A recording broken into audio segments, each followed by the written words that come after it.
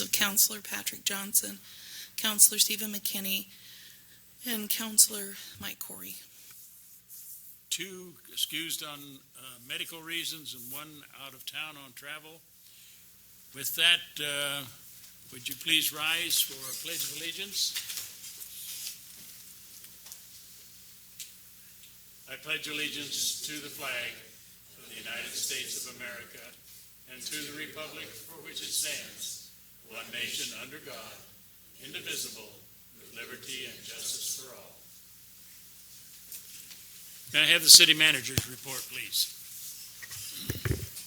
Mayor and Council, Joe Hannon, your city manager. I'll just go over briefly some of the items that were emailed to you today as an update and also to the press. Some of the things happening over the last 2 weeks. One of the big one is working with the Downtown Coalition, and this is on a proposal to facilitate new downtown hotel development. And it will be what will come to you as a proposal for a partnership between the city and the Downtown Coalition. We have an interested hotel developer, and now it's getting him from where that company is now to making it happen inside the city. With Doug Rux, I've been monitoring and holding ongoing conversations with the broker, the mill owner, and actually interested congressional delegation staff about what's happening on the mill. Basically, what's generally in the graphic is pretty good of describing the situation. It is a evolving situation. We still do not have an owner. There are a lot of players in that, and so we're having some more conversations this week and next week to try to get a little clarity about the whole sale and development. Work with the city attorney, who's been our lead on the purchase and sale agreement for the animal shelter. At today's meeting, there'll be an executive session on the animal shelter to fill you in the details, but we're very pleased with the progress with that. Continue work with Yamhill County Transit, both on exploring some different ideas for a downtown transit center, and this is in advance of the county dedicating money, which they put into their budget for a feasibility of the downtown center here. And we're looking at some other ideas, including maybe a street just turning into a transit street, much like you see in Portland or in a smaller order of Oregon City. And then we've rehabbed one of the benches. It's long gone unattended and neglected, and then we're working on getting a couple of shelter locations that we will actually put up the shelters. Attended the bypass committee, maybe the mayor will cover a little bit about it, but one of the big takeaways there was a admonition from long-term volunteer chair of the bypass committee, Dave Hagenberg, who said, we got to this point, let's not stop our efforts with the legislature, but beware that getting to this point required a participation from the local, and a lot of people don't know that we borrowed money as a community, it was a bond, and then contributed to Dundee, McMinnville, and the tribe and the county's financing of one portion of the bypass phase. That's coming at us again. So that will need to go into our long-range financial plan, and we'll talk about that hopefully in July as we do that. I've been monitoring changes with Doug about Doug Rux to try to help some businesses that want to expand here that can't. And so we've had an exodus of 2, 3, maybe 4 businesses that are moving elsewhere in Yamhill County and Clackamas because there is no more room for them to expand here. So we've been working with that.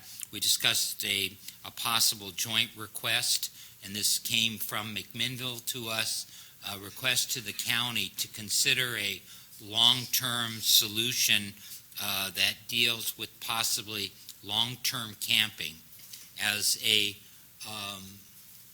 one response to affordable housing and or response to homelessness. So there's more to come with that, and we'll get it to the council shortly. There was an intergovernmental agreement that the mayor, council president will cover, the last one with TVF&R. And then there was also the lodging tax committee working on their final recommendation that's headed to council shortly about tourism marketing, and the chamber is here tonight that covers a little bit about that. And then individual meetings with departments for updates. There's 3 things for your calendar notes we'd ask you to put on, and it's a community notes too, is that this Wednesday is Public Works Day, so there'll be hundreds, if not thousands, of kids at the library and in the Cultural Center Plaza from 11 a.m. to 1 p.m., hot dogs being on equipment, information booths from different city activities. Then again, for your calendars, Old Fashioned Festival for the parade.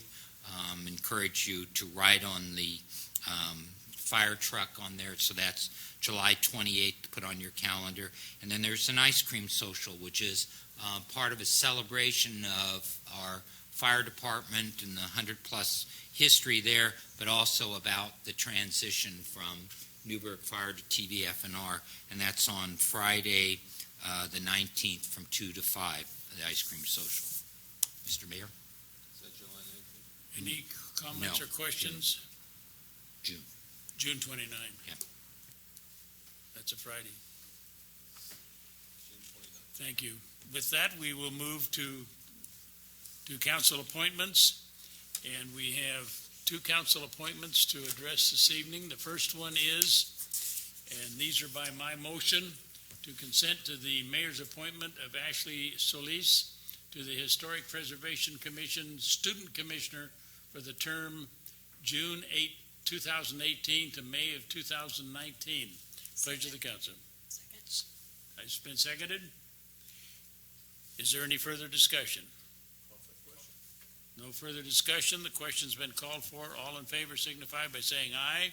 Aye. Those opposed, same sign. None appearing. The appointment is confirmed.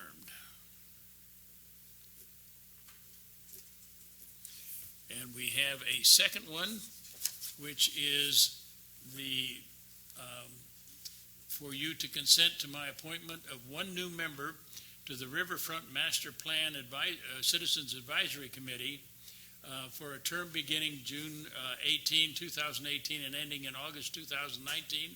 And that would be the appointment of Lisa Rogers, who is a local resident and a board member of the Chehalem Park and Recreation District, and she would be representing Chehalem Park and Recreation District. Second. It's been seconded. Is there any further discussion? Call for question. None appearing. The question's been called for. All in favor signify by saying aye. Aye. Those opposed, same sign. None appearing. Motion, the appointment is approved. And with that, we will move into the area of public comments. This is a section of the agenda that provides an opportunity for citizens to address the council on members relevant to the city regarding items on the consent calendar, but not other specific items on the agenda for council deliberation. This section of the agenda is for a maximum of 30 minutes, but may be extended at my discretion. I would like to remind all citizens who have signed up to speak to the council that each speaker will have 5 minutes to address the council. Also, collective comments by an individual under the public comments section will be limited to 5 minutes.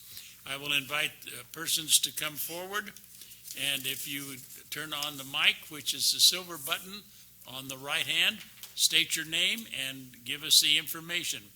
And I'm going to call first on Dave Salter Adams, please.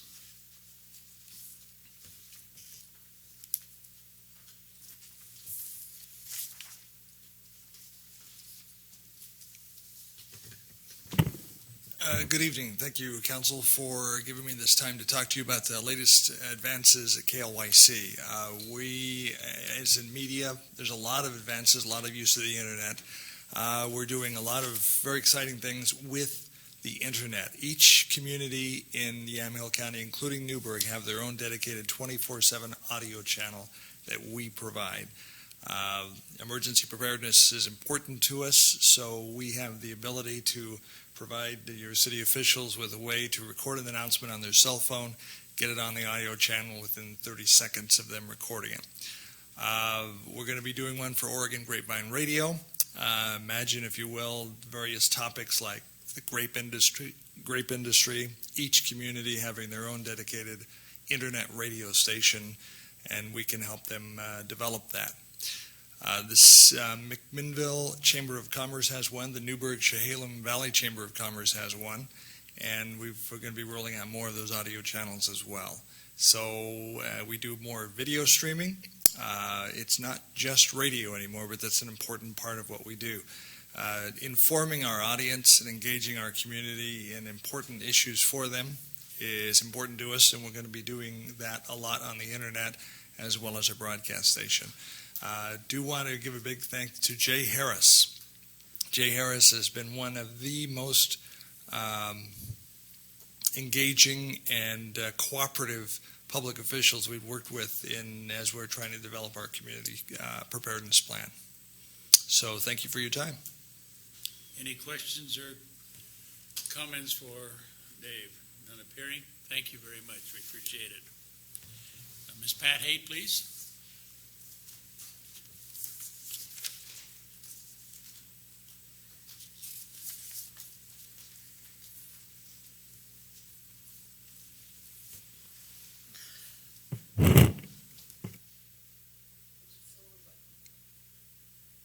On the right.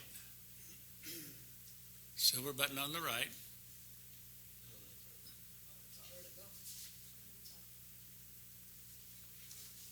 Silver button on. There's a silver button right here. I pushed that. I always have a problem with this thing. My name's Pat Haight. I'm a almost lifelong resident of Newberg with an intense concern about what goes on here in our community. And I'm concerned about the finances of the city. It's been about a couple years ago when CPRD started doing their swimming pool, and I remember reading an article in the Graphic saying that they were short of the money to pay their systems development charges to the city. The city offered some options to waive the fees and to loan them the money without interest. And they decided, I guess, the Graphic said, that you were going to collect the money when they open for business. And you can drive by there today and they're open for business. And I am having a hard time wondering, have they paid their systems development charges to the city? It was about $370,000. Does anybody know?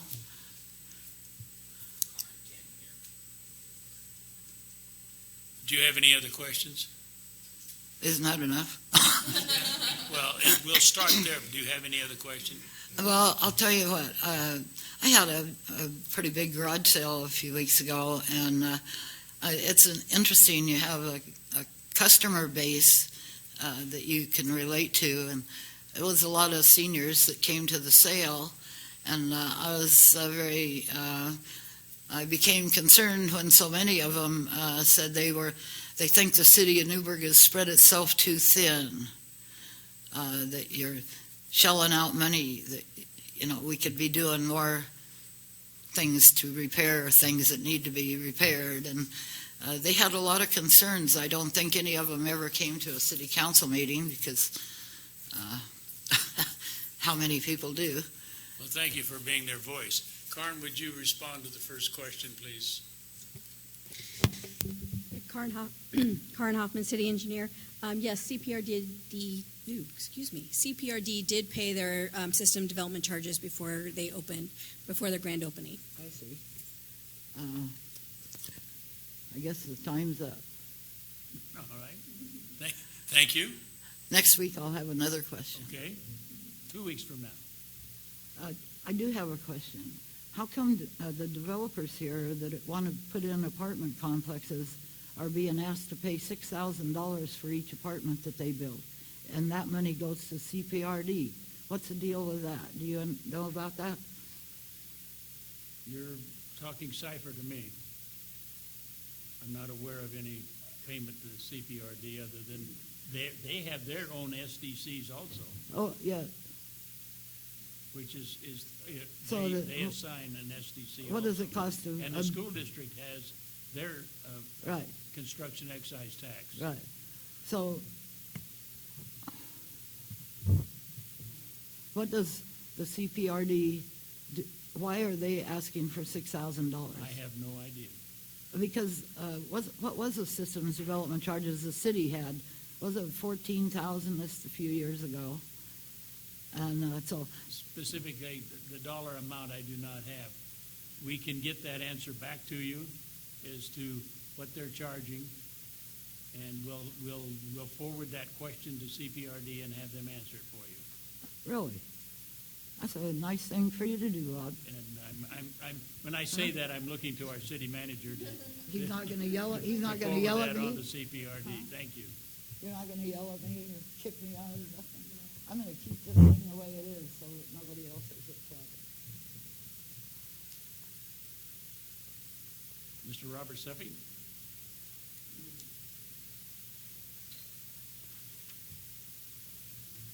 Good evening. My name is Robert Suffy, and I wanted to speak on one item that's on the consent calendar, specifically Resolution 2018-3471, the Chalem Wastewater and Water Extension Project. Real simply, I notice in the first paragraph of the executive summary, it says there's been several development inquiries in this area, and a wastewater line extension would allow for orderly future development. My concern is that as I read further in this, it's being funded through utility fees and systems development charges. My question is, why is this future development not paying for it directly? That normally is the way we do it. If somebody wants to develop property and they need a sewer main or they need a water main, they pay for it. What's different here? Now, I can anticipate some answers, but we do have advanced financing. I mean, we have different ways to accomplish this so that the development pays its way. This kind of gets back to when we changed how we did SDCs. This is exactly the kind of thing that concerned me. We got SDC money, we're going to start spending it when maybe developers ought to be paying for things. Anyway, that's my question on this one.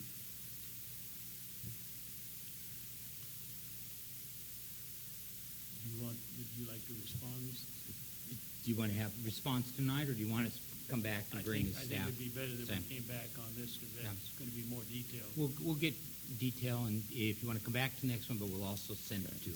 Then I would ask the Same council stuff. how they can approve this without having such answers. But that's the council's choice. Thank you. And you did make a note of that request. City For Pat Manager. Haig, Thank too, you. yep. That concludes our individuals for the public comments, and we would now move to the consent calendar. And pleasure of the council. You have before you 1, 2, 3 items on the consent calendar. Councilor Murray. Mayor, I move to move Resolution 2018-3471 to the next council meeting after we get answers to Mr. Suffy's questions. You want to pull it from the Pull it consent? from the consent calendar. Yeah, all right. Yes. So we will pull Resolution 2018-3471 from the consent calendar.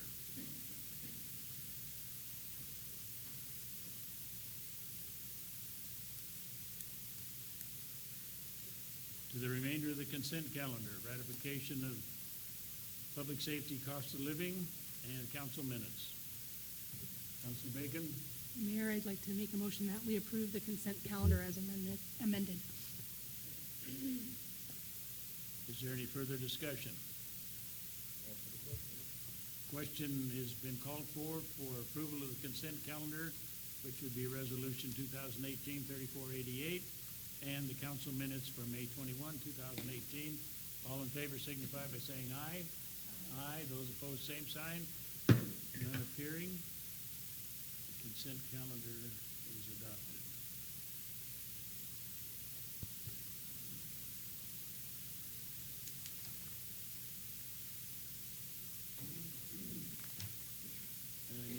just a little bit of paperwork here for just a moment.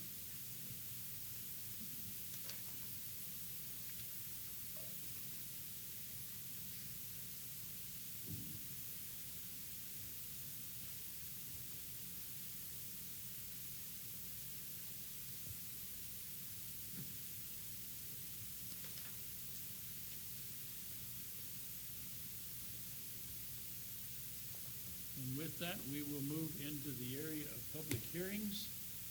And we will begin with a public hearing, which is the adoption of the fiscal year 2018-2019 budget via Resolution 2018-3467.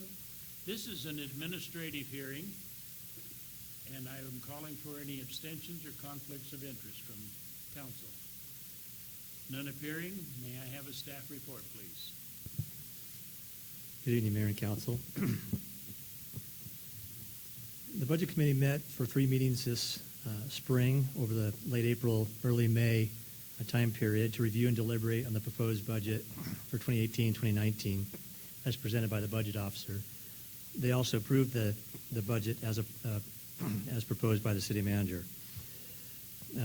On June 4th, 2018, Council had a public hearing on that approved budget, and subsequent to the public hearing at that council meeting, staff recommended changes to the budget in the City Hall fee fund, which were approved by motion of the City Council.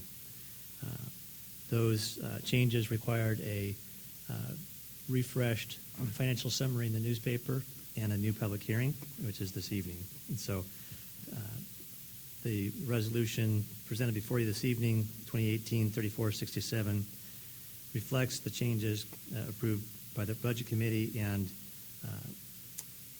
as recommended by Council on the June 4th meeting. In summary, the budget equals $93,074,631 with 144.36 full-time equivalent employees, and total appropriations, the amount that the city can spend, is $78,175,181 with reserves and unappropriated any fund balances about $14 million. And the approved tax rate by the Budget Committee was $2.50 per thousand of assessed value. And that is my staff report. Any questions from councilors or staff at this time? None appearing.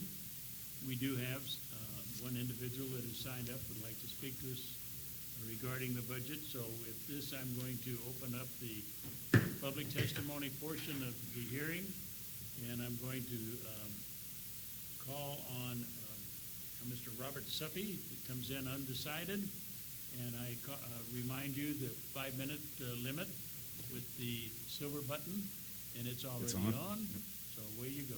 Thank you. Good evening. My name is Robert Suppy, and I just have some brief comments on the budget. At the last budget meeting, I expressed my disappointment in the committee's lack of concern about details to support the claim of the $1.3 million shortfall in the general fund. One counselor did ask for details from staff at that meeting, at which point staff spent about 20 minutes to try to come up with the numbers. As one might expect from such a rushed effort, I don't believe you received accurate information. For one, there was a reference to a $380,000 item, I think that's the correct number, that I believe related to a one-time transfer, not a long-term shortfall. In addition, I don't think you received a very complete explanation for any of the other items. Why does this body not consider clear accounting of the shortfall to be important enough to insist upon such an accounting? Do all of you feel that you have gotten an adequate explanation and that you adequately understand it? I think not, and I think it's very important that you do. Thank you. Questions or comments from Mr. Seppi? None appearing. Thank you, Robert. Do we have any other written communications? I have not received any for this item. All right. We had only one person sign up, and we have no written communication. So with that, I'm going to close the testimony portion of this hearing, and I will ask staff to come forward giving us your closing remarks and any recommendations. Good evening, Mayor and Council. Tonight, we recommend that you approve Resolution 2018-3467, adopting the 2018-19 budget, making appropriations, categorizing the tax, and imposing the tax. Questions for staff, if there are any? None appearing? Thank you. We'll close the hearing and go into deliberations. Question before you is a resolution adopting the City of Newberg, Oregon budget for 2018-2019 fiscal year, making appropriations, imposing the tax, and categorizing the tax. Pleasure of the council.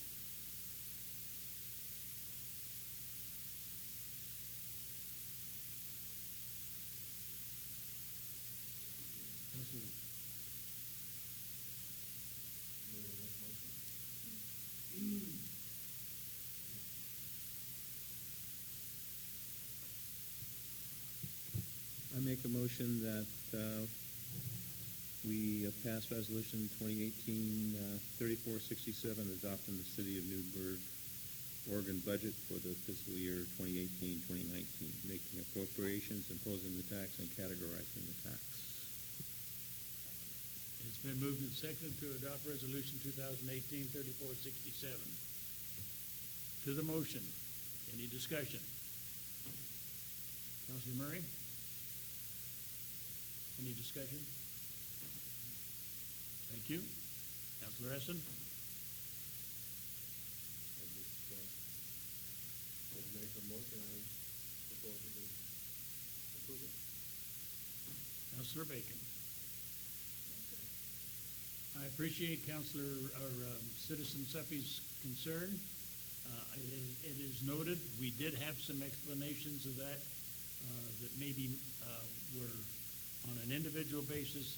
I do not know, but I am aware of that, and that is not a deficit or a drawdown on our reserves that is going to be perpetuated. So I will be voting yes on this budget. Is there any further discussion? None appearing. Do I hear a call for the question? The question's been called for. Is there any further discussion? None appearing. All in favor of adopting Resolution 2018-3467 signify by saying aye. Aye. Those opposed, same sign. None appearing. The budget has been adopted.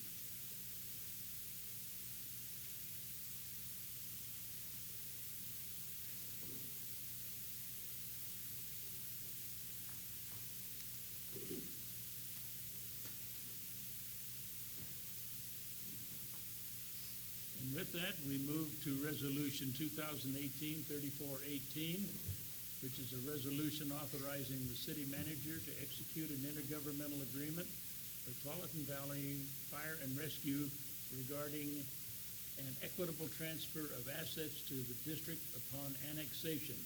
This is an administrative hearing, and I'm calling for any abstentions or conflicts of interest. None appearing. Staff report, please. Mr. Mayor, City Manager. Your lights on. Your mic. Yeah. Sorry.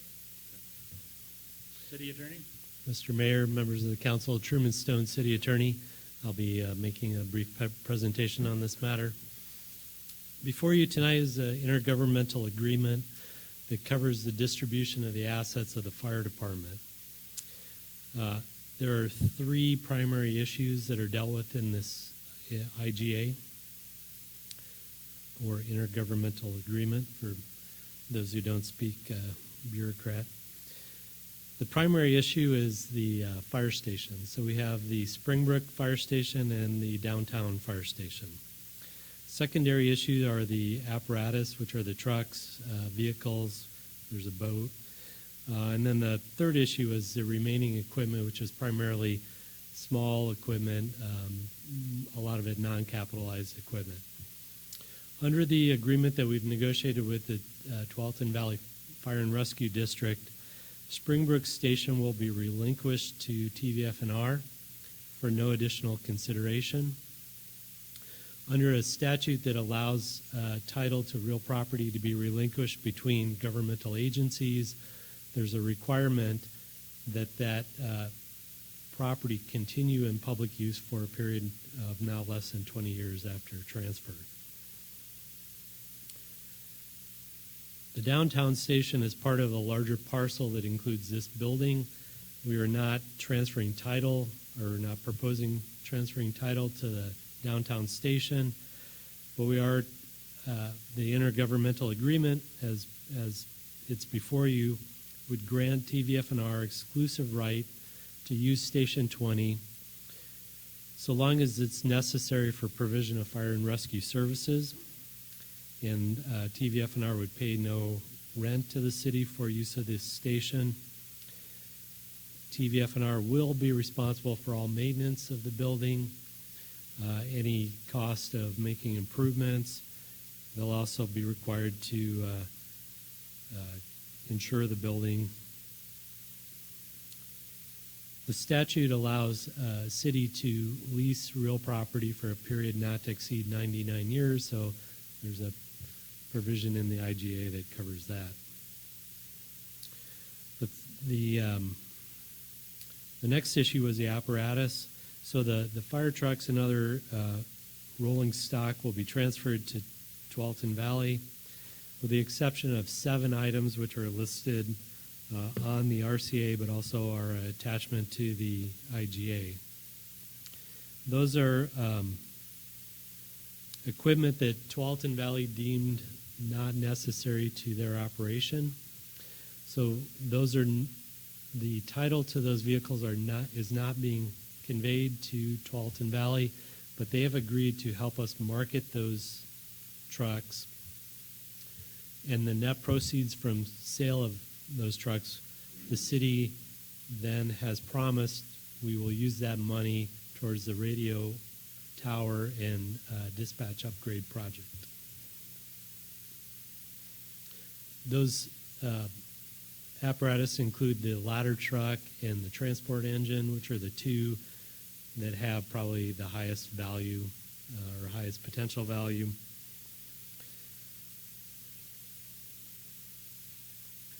I also just want to point out that there's other trucks that were owned by the Newberg Rural Fire District that were leased to the city. Those are not covered by this IGA. Those are covered by a separate agreement between the Rural District and Tualatin Valley. The IGA also provides that any other small equipment that TVF&R deems to be surplus in the next 12 months would be sold and the proceeds would be applied to the radio upgrade project. Sale of government real property requires a public notice. That notice was published in the Newberg Graphic last Wednesday. There are a few small items that we continue to try to work out to be covered by this IGA, and some little things have kind of popped up recently. The most recent thing we're dealing with is how to deal with some radios that were purchased through a couple different grants and making sure that we're in compliance with those grant requirements. And we've located the information on one grant, which was through Department of Homeland Security, that I think was 10 or 12 radios. And we've been in contact with them, and they've given us the language they want to see in the IGA, where Tualatin Valley will assume the city's obligation under that grant in exchange for transfer of those radios. There were another batch of radios that were in the 20 to 30 range that were purchased through a different federal grant, and we're still trying to kind of work out the details on that. So the IGA that's before you tonight, I would say, is 95% complete. But the IGA itself has been, the resolution itself has been written that the council approves the IGA in its substantial form, but delegates to the city manager the authority to continue negotiation and deal with some of these small issues that we still haven't quite got resolved yet. The resolution also authorizes the city manager to execute any other documents necessary to fulfill the purpose of the IGA, including and specifically deeding the Springbrook Fire Station to Tualatin Valley. And with that, that concludes the staff report. One question I wanted to make sure that you were talking about in the use of Station 20, all utilities will be borne by TVF&R. That's correct, Mr. Mayor. The utilities, and then also in the IGA, there's there's a diesel generator that sits just behind the wall behind you, which provides emergency power to both the public safety building and the fire station. And the IGA includes an agreement that Tualatin Valley and the city will jointly maintain that diesel generator. Yes, thank you. I just noticed that. Questions of staff, questions of the council for staff on this proposed intergovernmental agreement regarding the equitable division of assets? None appearing? Then we will open it up for public testimony. I've received no requests for any oral testimony. So, have we received any written communications? I have not received any written communications on this item. Open and close then the testimony portion of this hearing, and I will ask staff for the closing remarks and staff recommendation. This has been a long process going through the annexation. This really, I'd like to say, is the final step. It's certainly the final substantial step, and I would encourage the council to consider passing this resolution. I would point out that there are 2 typos in the resolution. And they're my typos. Say again, please. There are 2 typographic errors that I made in preparing this resolution, both of which are rearranging the letters of Tualatin Valley Fire and Rescue. So the first is in the recitals, paragraph 4. The very last word in that paragraph, it says TVR and R instead of TVF and R. The second typographic error is in paragraph 4 of the resolution itself, where I have TFV&R instead of TVF&R. And so I would recommend, as part of a motion, that the council give authority to the city recorder to correct those 2 typographic errors.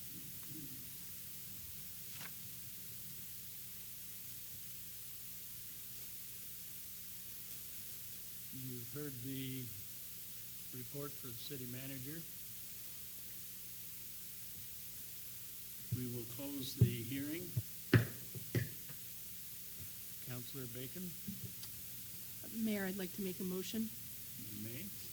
Mayor, I'd like to make a motion that the council approve Resolution 2018-3481, a resolution authorizing the city manager to execute an intergovernmental agreement with Tualatin Valley Fire and Rescue regarding an equitable transfer of assets to the district upon annexation and correcting the 2 errors. The 2 Scribner errors.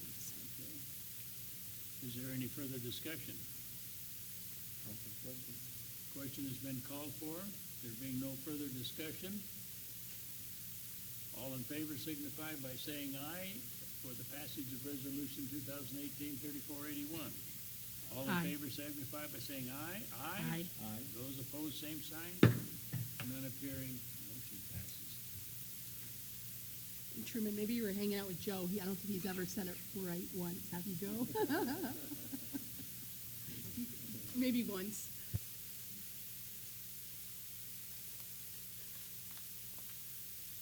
And we have one more administrative hearing. And this is an administrative hearing to consider a resolution to approve the wastewater system development charge methodology and decrease the charge. Again, this is an administrative hearing. And I'm calling for any of...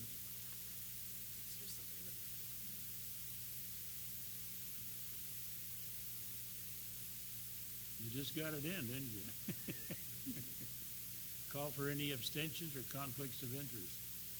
None appearing. May we have a staff report, please? Good evening, Mayor, members of council. Karen Hoffman, City Engineer. So before you tonight is a resolution to approve the wastewater system development charge methodology and decrease the charge. Systems development charges are fees assessed or collected at the time of increased usage of a capital improvement, at the time of issuance of a development permit or a building permit. The purpose of SDCs are to impose a portion of the cost of capital improvements upon those developments that create the need for or increase the demands on the capital improvements of the city. Per the Newberg Municipal Code, the City Council shall adopt a plan that lists the capital improvements that may be funded by SDCs, and that capital project list is included in Attachment A, which is the methodology report. You will also be having a hearing tonight on the wastewater master plan itself, which will be the next hearing after this one. Excuse me. The Oregon revised statutes dictate that the methodology for establishing or modifying improvements or reimbursements fees be available for public inspection. They were available 60 days prior per state statute, with a written notification provided 90 days prior, again, per state statute. The methodology report was made available on the city's webpage on April 18, 2018. Oregon revised statutes also provides that the council can update the SDC project list at any time, and that if so, we would provide notice to affected parties. The methodology report in front of you shows that the fixture unit counts will be decreased as a part of the project list, and by $47 per fixture unit, which is, it's hard to explain. It's in the plumbing code, but it's not necessarily one sink is not one fixture unit. One sink is equal to several fixture units. And they use the base of 18 fixture units per household. And so that total SDC for 18 fixture units will drop by $829 if this is adopted tonight. So in front of you, you have your resolution and the methodology report. Any questions? Questions for staff from the council? None appearing. We have somebody that signed up that would like to speak to us on this particular one. And with that, I'm going to call on Mr. Suppy.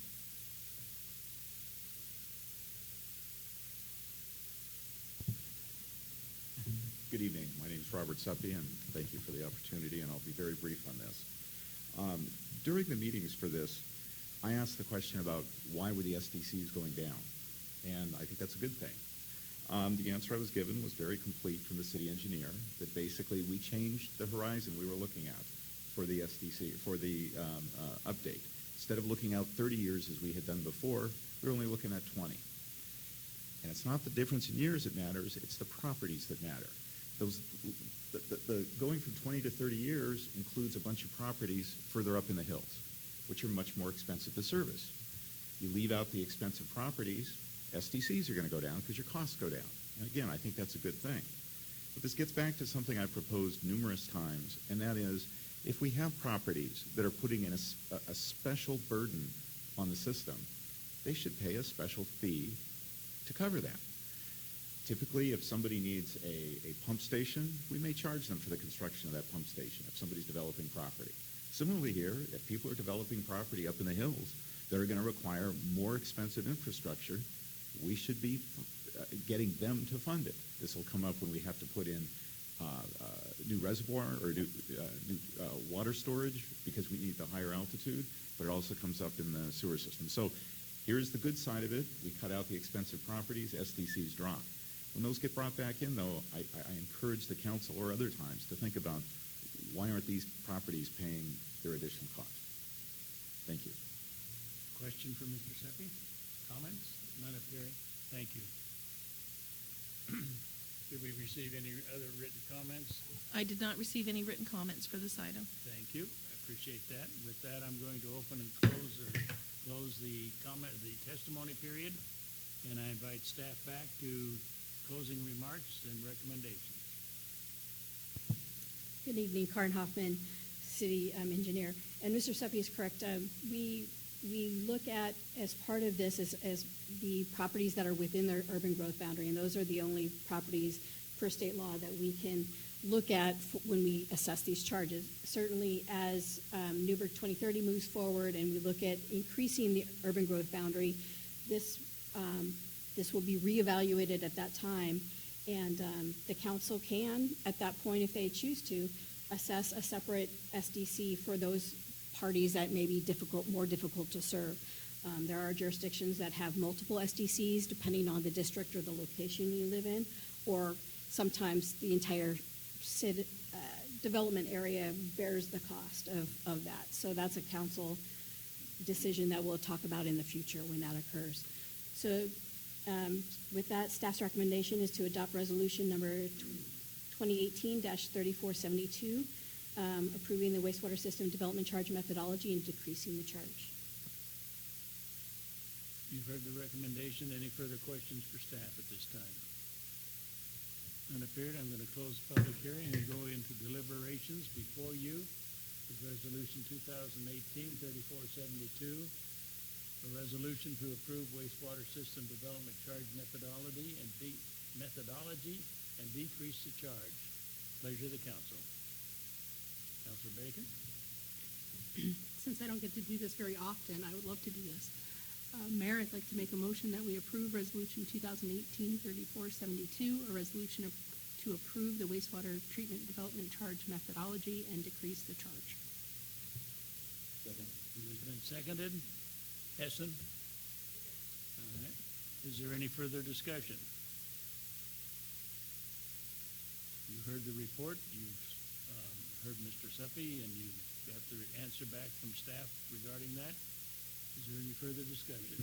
Councilor Murray? I'll just make one comment. If someone can put that in the reminder file, so when we do come to that point, that's a very valid thing to bring up that I'm not going to certainly remember if I'm still in this position. So if we can make a note of that, please. We'll make sure Doug knows that. Councilor Hessen? I'm sure Mr. Seppi will come back and remind us. Is there any further discussion? None appearing. Do I hear a call for the question?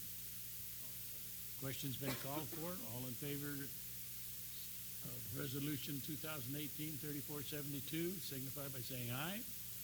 Aye. Those opposed, same sign. None appearing. The resolution is adopted.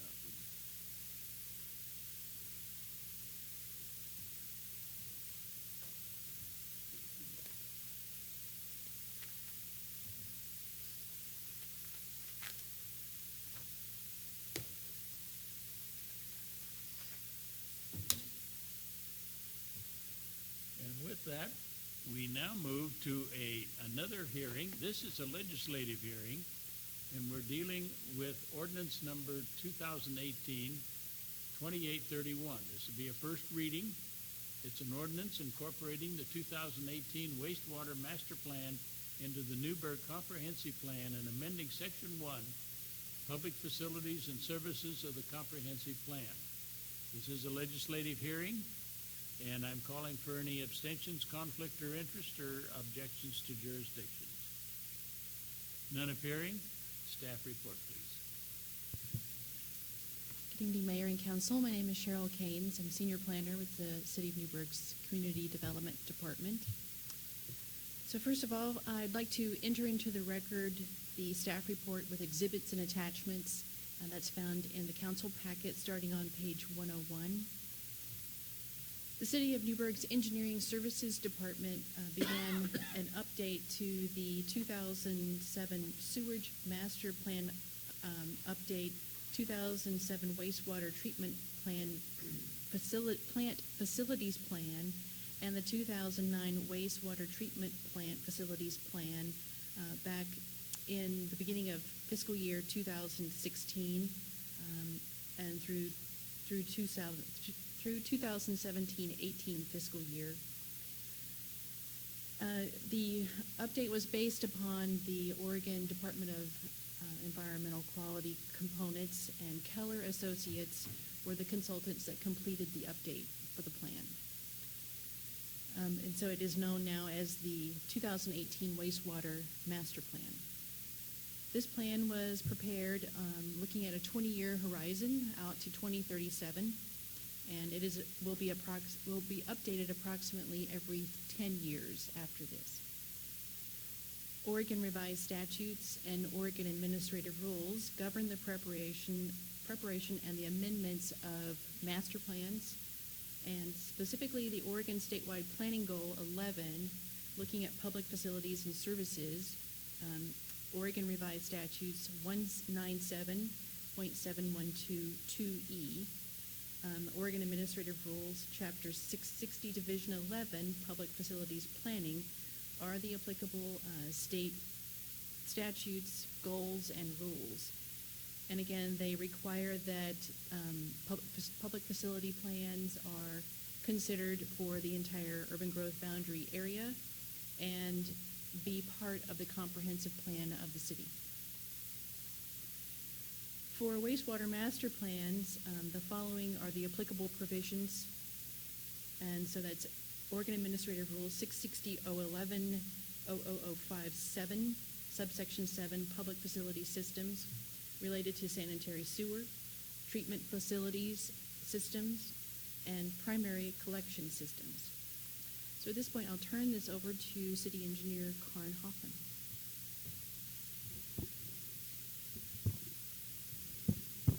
Good evening, Karn Hoffman, City Engineer. So I get to talk to you about the wastewater plan, and it's fascinating stuff. So the project scope, there's a list of things: data collection, planning criteria, collection systems assessments, assessing the wastewater treatment plant, developing collection system alternatives and treatment plan alternatives, and then ultimately providing a capital improvement plan and system development charges. So project planning, this is the study area and the land use that is included in the UGBs, and this matches up with what we use for the water master plan also update. And there are multiple different zoning criteria, but this is the criteria that was used to determine the flows into the system. The population projections were updated to match the 2017 PSU growth rates for Yamhill County per the council's direction. And then there's also the future growth areas that are shown. Those are shown to be additional growth, and also the different zonings and worst case scenarios for those areas to use for the future flows. So projected design flows. There are based out on 2015, 2017, and all the way out to 2037, again, based on those populations. There's a lot of acronyms up there, and they all have to do with the amount of rainwater that hits the system. The stormwater makes a difference on how much water hits the treatment plant and how much flows are in those pipes.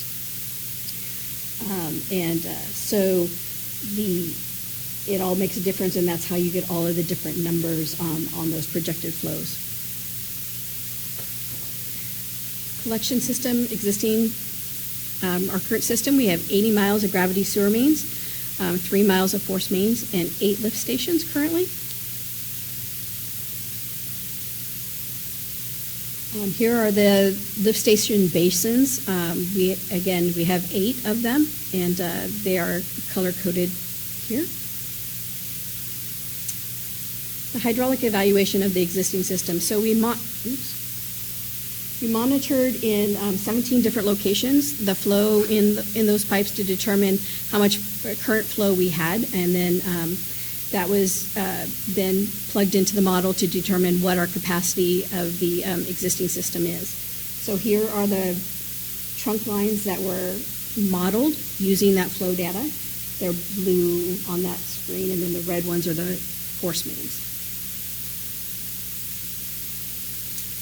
So after we plug in the existing system and then we plug in the future growth, what you end up with is this is the build-out capacity limitations. These are the areas of concern that the model shows us. and there are generally about 10 of them. I think most of them we've heard about before in this room. Hess Creek obviously is an issue, Springbrook Road, the downtown area. We've talked about I&I in the downtown area quite a bit. And then there's some other isolated, single location issues that we'll need to address, whether it's one piece of pipe that's slightly too small or some inverse slopes, those types of things. Those are pretty small projects in the grand scheme of things. Obviously, these are the bigger issues.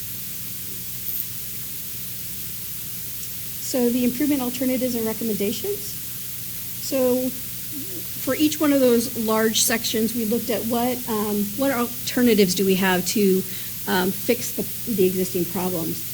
And we worked through all of these alternatives with both the Technical Advisory Committee and the Citizen Advisory Committee. And we looked at 4 options for Hess Creek. And there's more detail on those with which one was approved. And actually the one that we are going to do is alternative B. Alternative C, sorry. It's got the pump station in there. And we looked at all of the different pros and cons of those alternatives. Springbrook Road. Again, please. Pardon? The alternative C.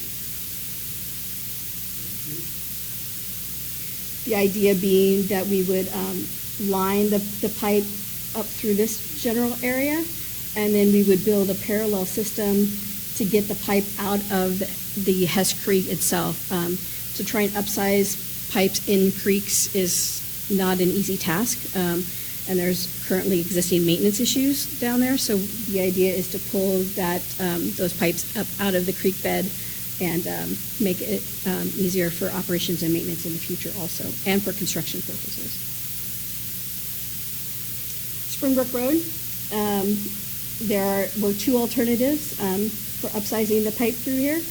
One is down the existing Springbrook Road, just upsizing the existing pipe, which is alternative A. Alternative B is adding in a parallel gravity line through 2nd Street and then down through the air park, and then connection at the south end of the air park.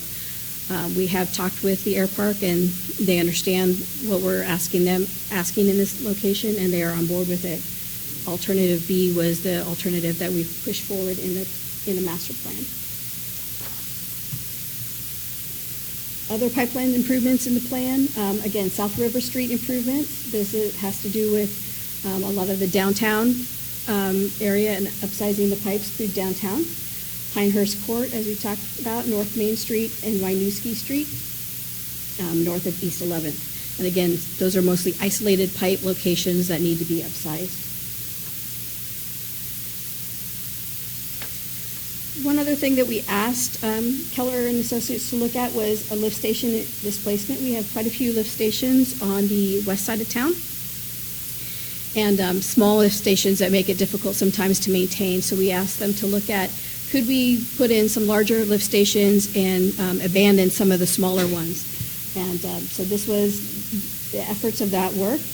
And so that we weren't able to consolidate all of them, but we could certainly consolidate a portion of them, getting rid of Charles and Andrews and adding in a large one down in the riverfront, which was necessary anyway, and then also getting rid of Creekside and Chehalem.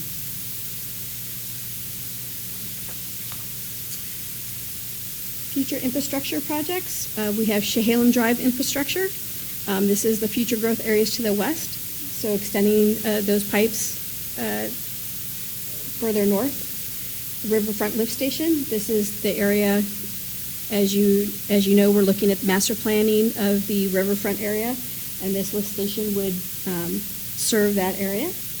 And then also future growth north and east of Providence Hospital would require another lift station in that vicinity. As I noted, we would do the pipes along Chehalem Drive would be designed so that we could remove some of the lift stations through that area. And it is broken up into several phases through that location.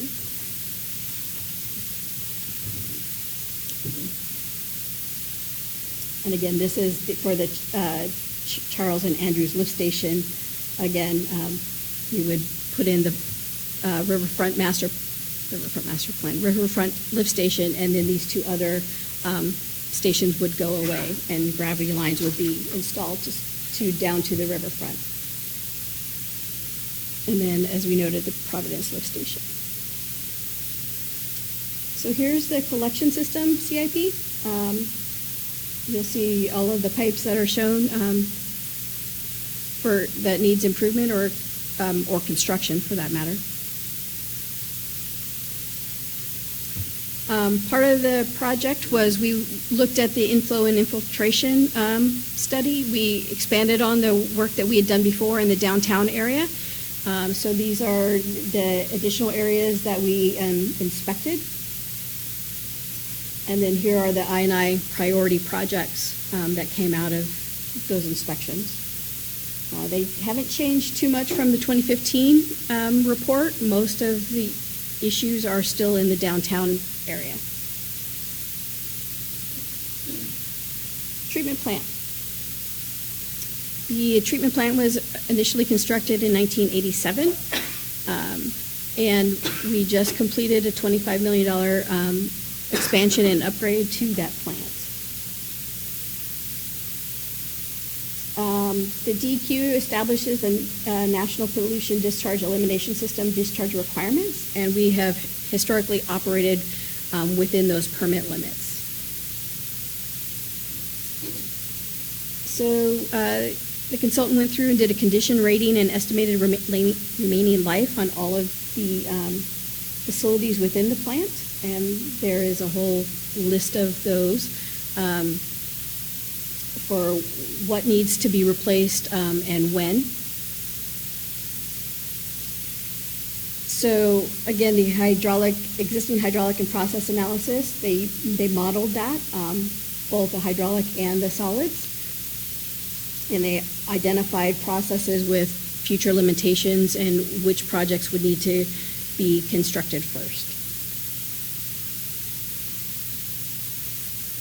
So the treatment plant alternatives focused on secondary treatment, mainly the clarifier, needing additional hydraulic capacity, and then also the biological secondary process expansion. The system itself uses oxidation ditches right now as part of that secondary process, and we looked at whether we expand that existing process or add what's called a sequencing batch reactor or a moving bed biofilm reactor. Looked at the cost summary and all of the different pieces to rank those alternatives, including capital costs, constructability, staff process familiarity, and determined that we would move forward with an additional oxidation ditch.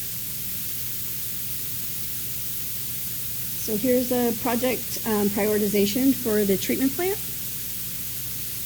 And on the right-hand side, you'll see what the primary purpose, whether it's an existing condition or a capacity issue, and or both.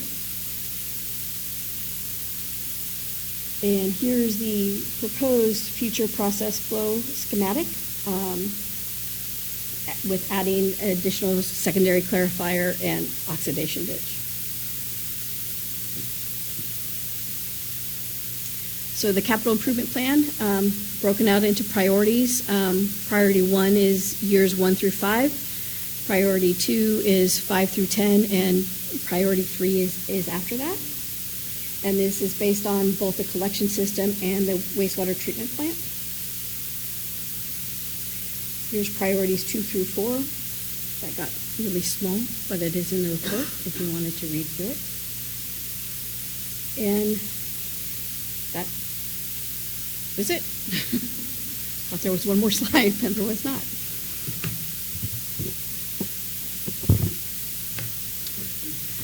So that summarizes the wastewater master plan. And so, as we stated before, part of the amendments before you tonight, adopting the wastewater master plan is to amend the comprehensive plan and adopt the plan into the the wastewater plan into the comprehensive plan by amending sections L, Public Facilities and Services, Policies 1, All Facilities and Services Policies, 2, Wastewater, Stormwater, and Water Policies. And the specific amendments are noted in Exhibit C of your packet.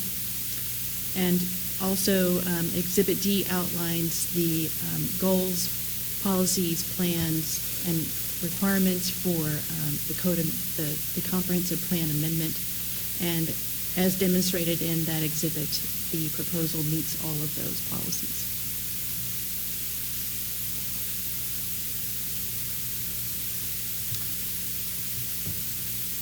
Questions from staff?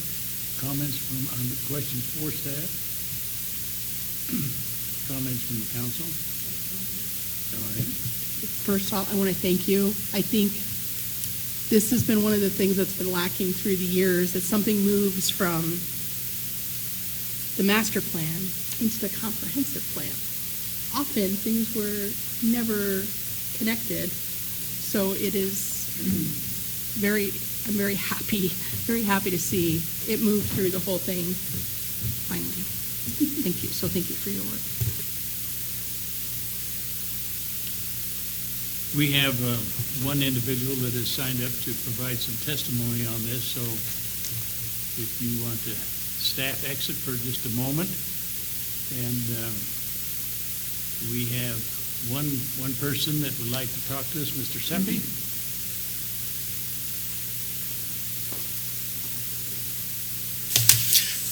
Good evening. My name is Robert Seppi, and this is the last thing I'll be testifying on tonight. I've been involved with a number of committees and plans in the city of Newberg over the last 20-plus years, and I must say I don't ever recall one as poorly managed as this one. Time doesn't permit me to cover all of the issues, so I'll try to mention just the most significant. To start with, part of the justification for the initiation of this update was the claim of a legal requirement by the state to update master plans every 10 years. As was eventually acknowledged, this is false. There is no such requirement. My biggest concern with the update, which is why I voted against the recommendation of it, is the engineering criterion that is being used to decide whether or not projects should be put on the project list. The process is usually fairly straightforward. The existing system is put into a computer model. Expected future changes, primarily growth, are then added to the model to see how well the system responds. Parts of the system that do not have adequate capacity are identified by the model, and suitable projects to improve the capacity are considered. The issue with the update before you is how it was determined whether or not there would be adequate capacity. When the committee started last November, the standard for adequate capacity was, quote, pipelines generally should be sized to carry design flows without surcharging, end quote. What is surcharging? The definition back in November was that, quote, pipes are considered surcharged if they are 85% or more full, which is consistent with industry standards, end quote. That seems simple and reasonable. If pipes are more than 85% full, they will start backing up, which you can imagine is not a good thing in a sewer line. After the November draft, that language was changed. The new standard is, quote, pipes are considered surcharged for this evaluation if they are within 2 feet of the rim elevation. That is a very dramatic change in the standard. I want you to think very carefully about the implication of this. A good example would be to consider the Newberg Public Library. When you enter the library, you start at street level, which is where the manhole cover is, the rim, and then descend into the basement. Imagine that the wastewater model used for this update had projected that before the 20-year horizon had elapsed, the sewer along Howard Street would back up to 3 feet below the manhole rim. This is hypothetical. The model, well, we don't know, but no. The model does not have that, but I'm using it as a hypothetical. That's roughly 5 feet above the floor level of the library basement. That's above the floor level. Think carefully about that. The sewer outside the library is full to a height of about 5 feet above the floor. Where do you think that sewage will go? It has an unobstructed path to the plumbing fixtures in the library basement restroom. Gravity will ensure that some of the sewage will flow out of the fixtures onto the library floor. By the new standard, such a situation would not be considered a capacity problem and wouldn't mandate a project to fix it. The model could project that we'd be putting raw sewage onto the library basement floor, but we do nothing to prevent it. Does this sound like proper planning? I use the library as an example as is one with which I expect all of you are familiar, and the elevation of the street relative to the basement floor is quite clear. The library is not my only concern. I live in an older section of Newberg where there are numerous houses with basements that will be flooded with raw sewage if the sewer backs up significantly. This concern was discussed at length at the third meeting. Because the new standard had been used in evaluating the modeling results, going back to the original standard, the one that was claimed in the first draft to be, quote, consistent with industry standards, would require rerunning the model and reevaluating the results. The cost of this was considered excessive and therefore not done. Be clear, though, the reason for the additional cost was the decision by staff to change the standard, not the standard itself. That's not the way to manage such an important update. I raised the concern that this could well result in raw sewage flooding the interior of some buildings. The city engineer claimed that if this happened, the city would fix it, yet I was told there is no formal policy to support this position. I was also mentioned that going back to the original standard would likely create significant increase in the number of projects and associated costs. If it were done properly, the only increase in cost would be for projects that are truly needed. The key here is to get away from the idea that the project list is exactly defined by what the standard dictates. That is a good starting point, but real engineering doesn't stop there. When the numbers indicate surcharges, a real engineer looks at the instance and determines if it is truly an issue. If it is, then the project should be on the list. And if an engineering evaluation determines that there will be no overflows, then the project need not be on the project list. When this was before the Planning Commission, one member raised this exact issue. By his own admission, he wasn't given a satisfactory answer. I think it is very significant that this commissioner is a retired civil engineer with decades of experience.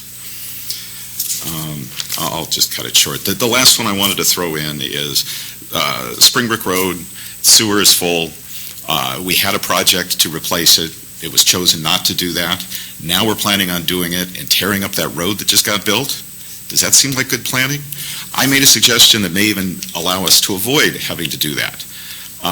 It had never been considered before. There were a lot of things that weren't considered. It was a very disappointing process. Thank you. Any questions or comments for Mr. Seppi? Mr. Essen? You made I didn't quite get that last comment. You made a suggestion before to have a different program? There's a very large sewer main that goes up next to Providence. There's a possibility that the sewage from the north of 99 could be brought through the Graymore property and connected there and take enough of a load off of that Springbrook main that expanding it isn't necessary. I'm not suggesting that is the case. I'm suggesting it looks possible enough that it warrants a quick evaluation. You know, not a full-blown engineering study, but some sort of quick evaluation. Thank you. Thank you. Did we receive any other written communications? I did not receive any written communications for this item. Right, I will we'll close the testimony portion of the hearing, and I invite staff back to closing remarks and any recommendations.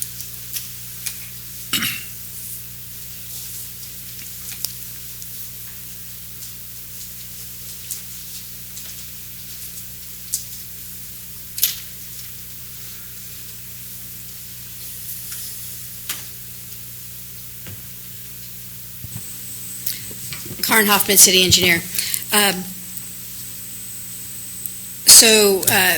Part of the surcharging issue, and I know we've had this discussion before, one thing I do want to clarify, I'm concerned when Mr. Seppi says that Gary Bliss did not receive a satisfactory answer at the Planning Commission because he explicitly stated that he was satisfied with the information that he was given and voted with the rest of the Planning Commission to move this forward. So I'm a little concerned about that.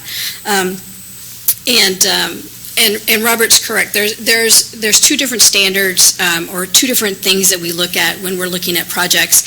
And if we're going to build a project or doing the engineering work for a project, the standard is 85% full. We're not going to design a project to surcharge. We're not going to design a project to let it get within 2 feet of the rim. The 2 feet of the rim was strictly for prioritization of projects. And we did actually run a quick model. We didn't run the complete model, but we did look at that, and there were no areas in town that we were concerned that we were going to back up actually into buildings by changing the model or changing that surcharging criteria used for prioritizing projects. So if a project's on the list, we would be looking at it, we would do a full evaluation, make sure that there wasn't some downstream problem, and when we design it, it will be designed to be no more than 85% full. I prefer actually less than that if I can get away with that. And certainly, as Robert indicated, we did hear about moving some more sewage over to the Providence line, and as we work through the engineering on the Springbrook line, that is certainly something that we will look at in a lot greater detail with the different grades and those types of things, and what other pipes would we have to upsize in order to move those over into the pump station also. So certainly that will be looked at as part of that project altogether. But it was not evaluated as part of this master plan. We have to remember master plans are, a 20,000 foot level, not detailed engineering for each and every pipe within the city. In fact, we don't go below 10 to 8 inches in size when we model those systems. Any other comments from staff? So no further comments. Thank you. Councilor Essen? I have a question on the Springbrook option that Mr. Seppi suggested would be an option that you should look at. I recall this, and I think this is something that has been brought to your attention before. Could you fill us in on what happened when you looked at that option? Because I know you did. With the option of moving the sewage over to a different line, we actually haven't looked at that in any detail. We would have to do some topographic work and determine the grades and determine how much we could push further over into that Providence line versus the Springbrook line. And certainly that is something that, as we work through that project, we will be looking at in more detail.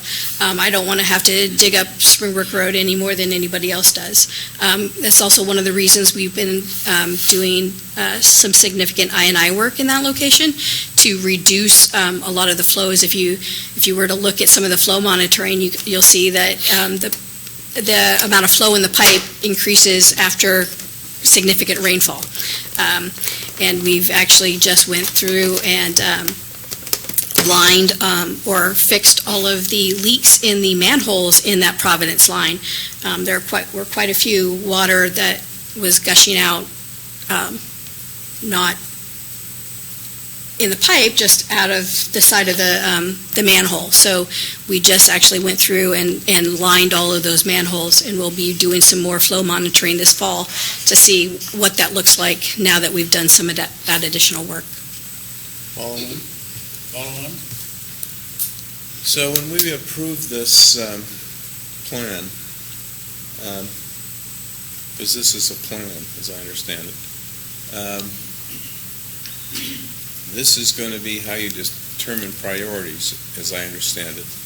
And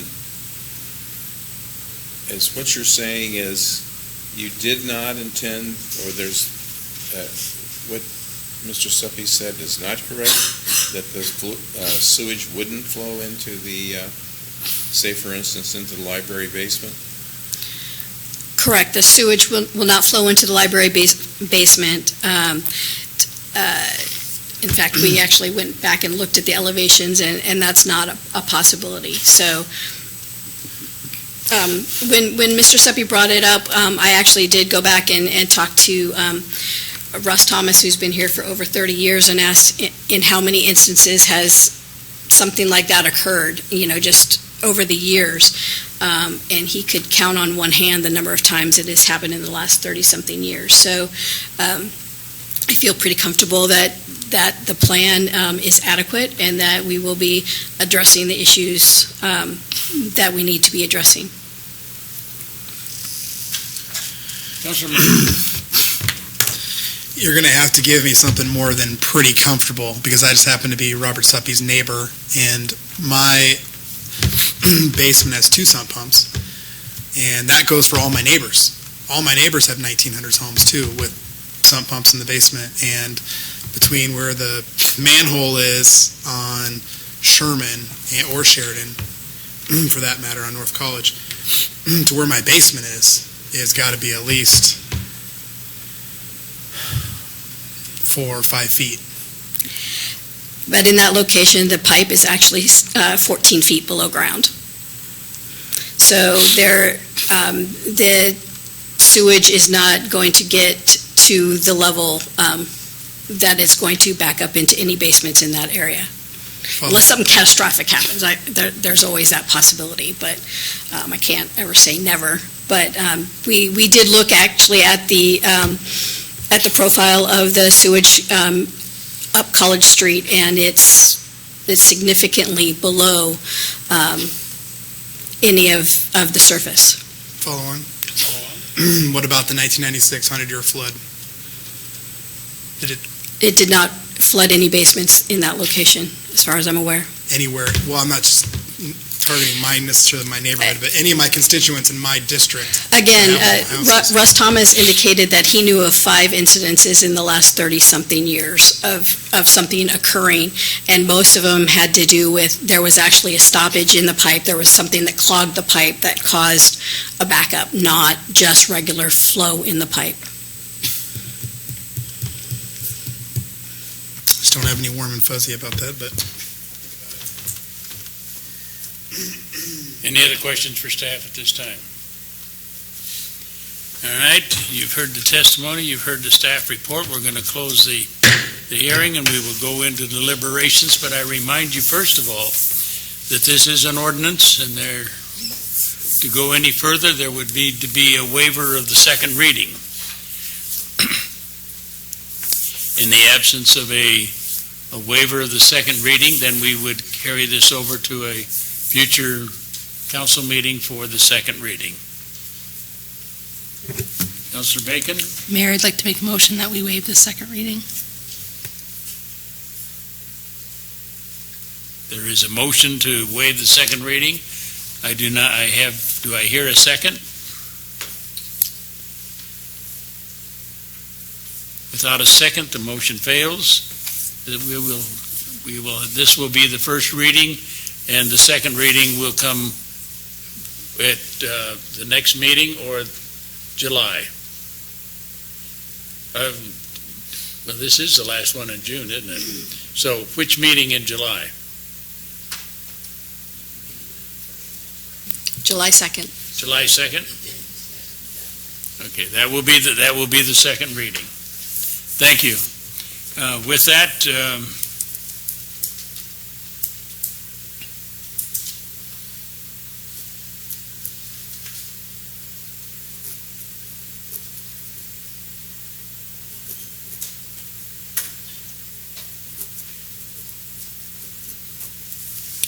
we will move to the new business. And this is a resolution 2018-3474.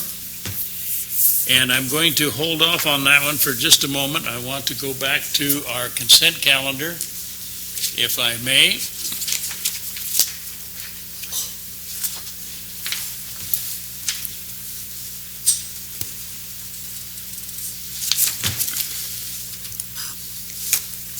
Are you going to redo this one because he wanted to speak if you were the 3471? Where are we? The one you pulled from consent.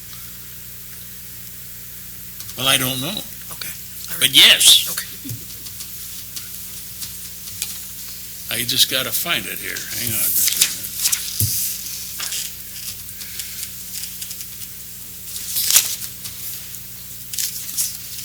We had pulled Resolution 2018-3471 from the consent calendar, and Councilor Murray had a further motion he wanted to make to set this over to a future meeting. So what is your pleasure on that, Councilor Murray? Yes, I recommend that we move Resolution 2018-3471 over to the next meeting.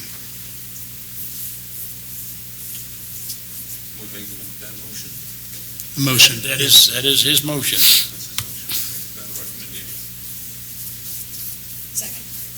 It's been moved and seconded that we set over Resolution 2018-3471 to the July 2nd meeting.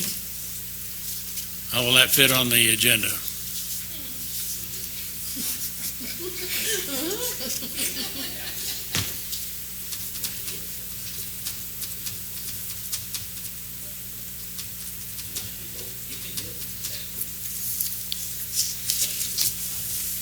It's been moved and seconded to set over to Resolution 2018-3471 to July 2nd council meeting. Is there any further discussion? Do I hear a call for the question? Call for the question. Question's been called for. All in favor of setting over 2018-3471 signify by saying aye. Aye. Those opposed, same sign. None appearing. It is set over.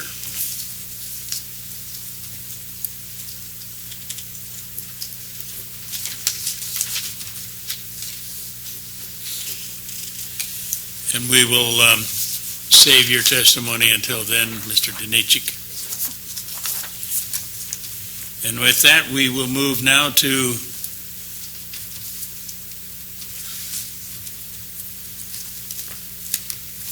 Resolution 2018-3474. This is a resolution approving the 2018-19 Destination Marketing Plan for Newberg Dundee. Staff report, please. Good evening, Cheryl Kane, Senior Planner. So, in March of 2015... May I ask for clarification on this? Yes. Is this a destination marketing plan, or is this the business plan for the Chehalem Valley Chamber of Commerce for the next year? This is, and sorry, I am filling in for Community Development Director this evening. So this is the annual business plan approval. Thank you. So in March 2015, the Newberg City Council entered into an agreement with the Chehalem Valley Chamber of Commerce for visitor information services by approval of Resolution 2015-3180. Contained in that agreement, so terms of agreement, the annual business plan approval, the Chehalem Valley Chamber should submit to the city an annual business plan for the following fiscal year, July 1st through June 30th, and should be submitted to the city by May 1st, and the city will take action on the business plan by June 30th. So the Chamber has submitted to the 2018-19 Destination Marketing Plan for Newberg Dundee, which was submitted on April 25th, 2018. And at this point, I will turn it over to Carr Biggerstaff to provide a summary of that plan for you. Has Mr. Biggerstaff filled out one of our forms yet? You will before you leave tonight. Go ahead and do that. We'll do that later, but please do it for the record.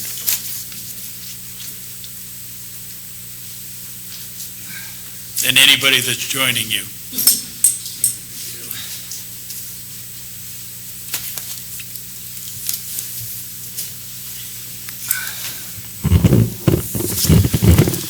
Good evening, Mr. Mayor, City Council, and City staff. My name is Carr Biggerstaff. I am the 2018 Chair of the Chehalem Valley Chamber of Commerce, and I'm pleased to have the Chamber of Commerce's new CEO, Shannon Buckmaster, join me here this evening.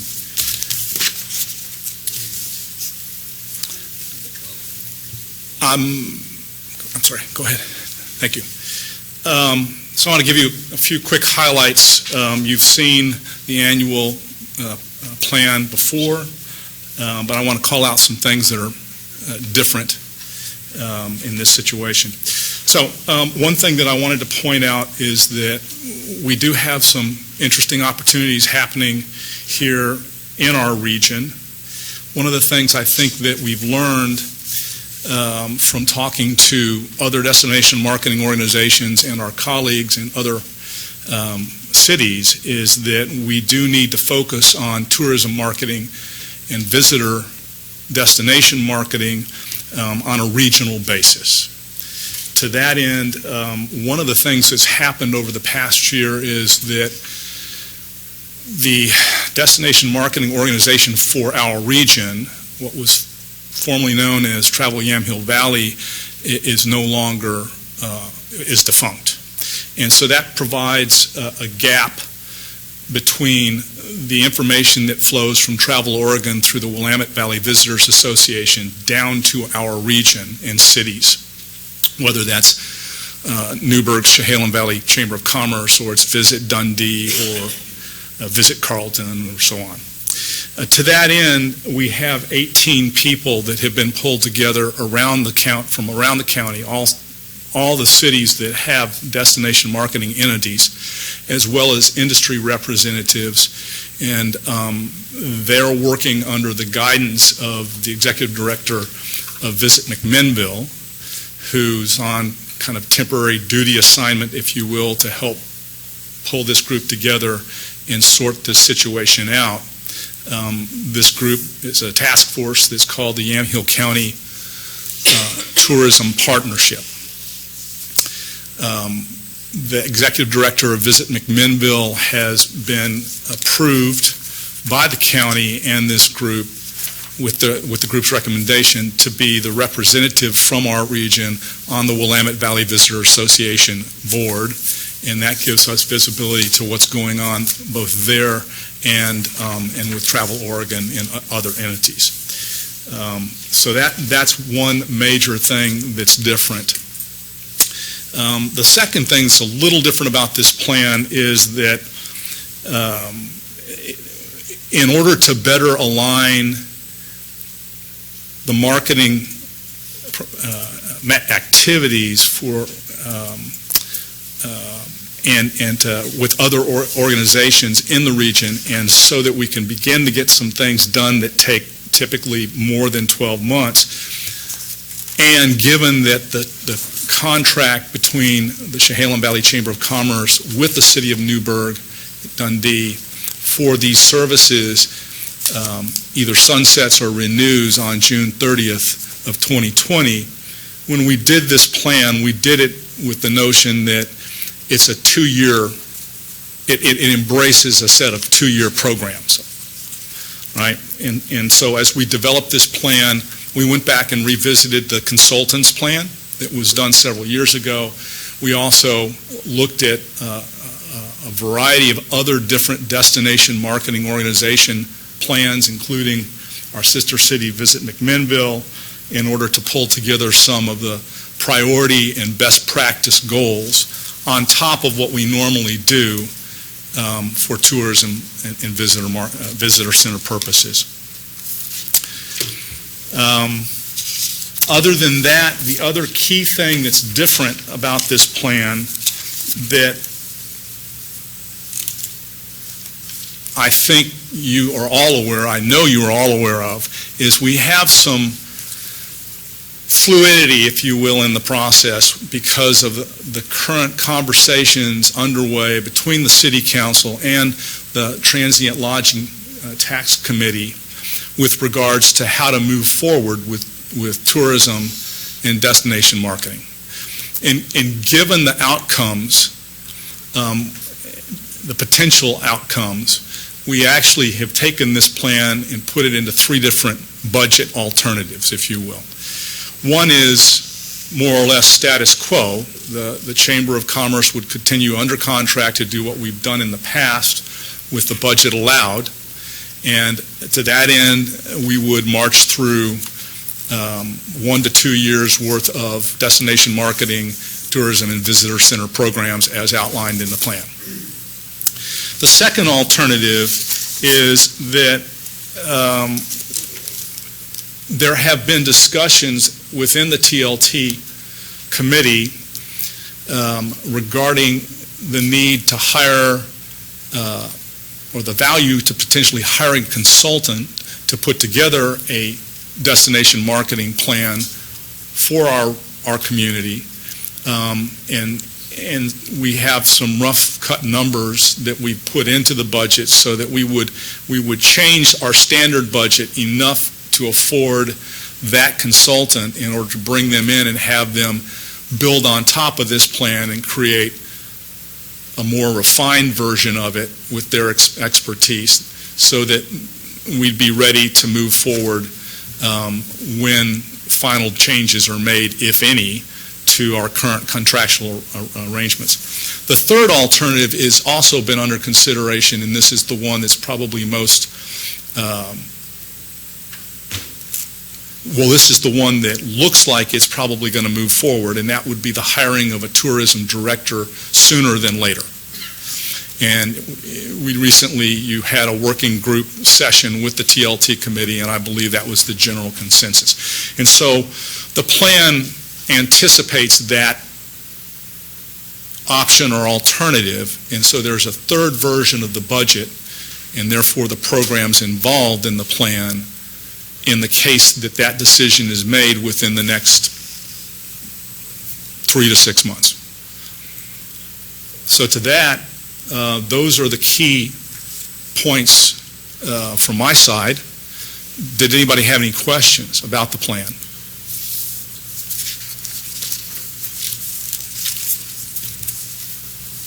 I have a question on your footnote on these three alternatives. What's the exclusion of Dundee's contributions due to current conversations?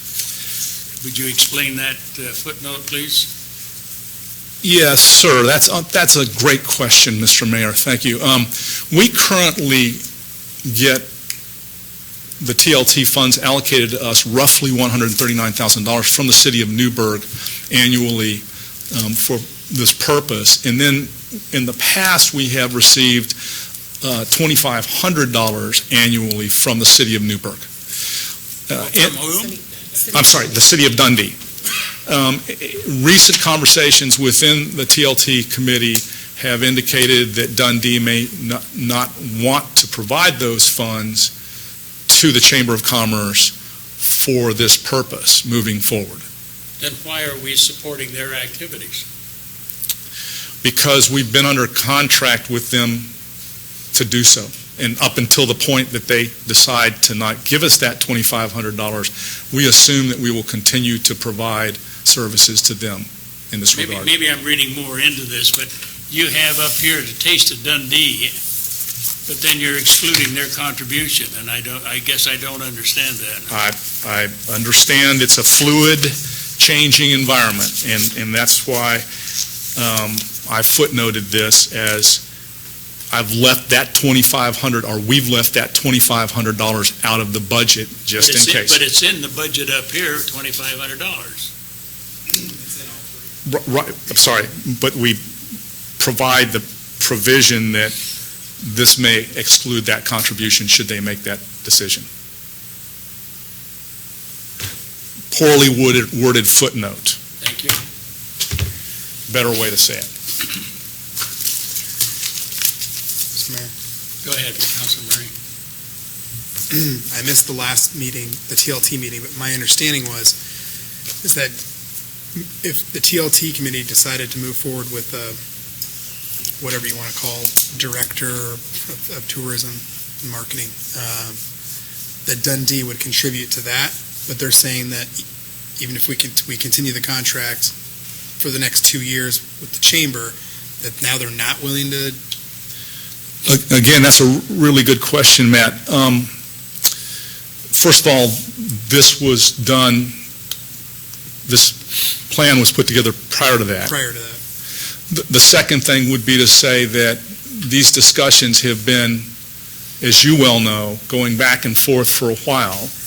And as I sit in those meetings, I can only do the best that I can, so to speak, trying to figure out where the pieces may move to. We recently had discussion, or the TLT committee recently had discussion over potentially having more funding. I represent Newberg on the Yamhill County Tourism Partnership. And on that committee, Megan Carta and Lori Lewis both joined me. And they, of course, are on the TLT committee.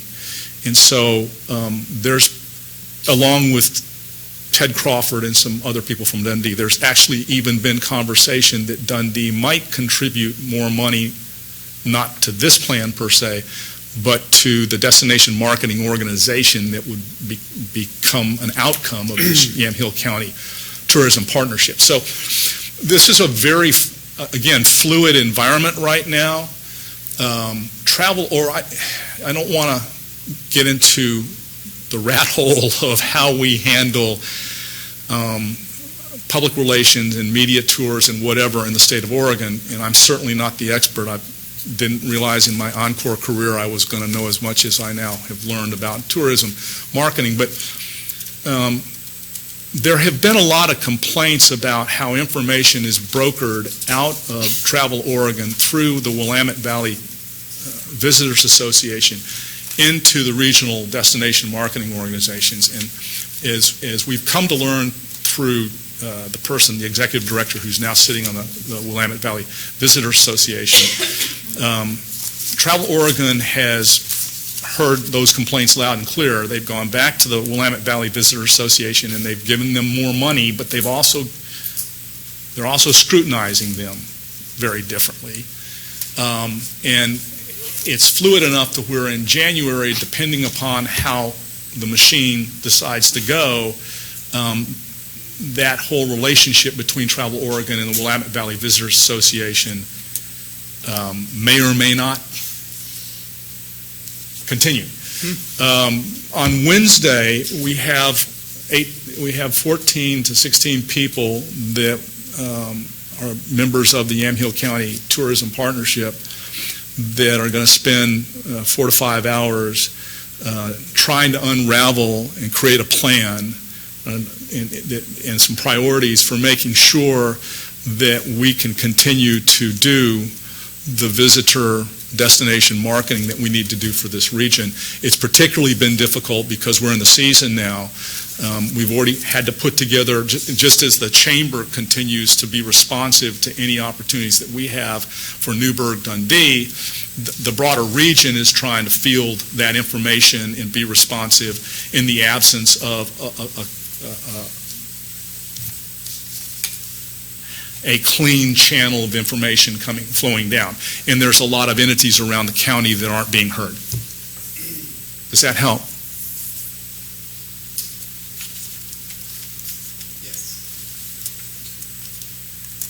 Tell me, what is an SEO? Another acronym from the world of the websites. I didn't find it. Search engine optimization. Say again? Search engine optimization. So Google is a search engine. Websites are optimized so that when Google analyzes them, given the terms that a person might type into Google, the best websites or the most accurate websites come to the top of the rankings first. It's quite an industry. Every time Google changes its algorithm, the SEO experts change their tools and techniques and run back to their customers and say, we want to optimize your website again.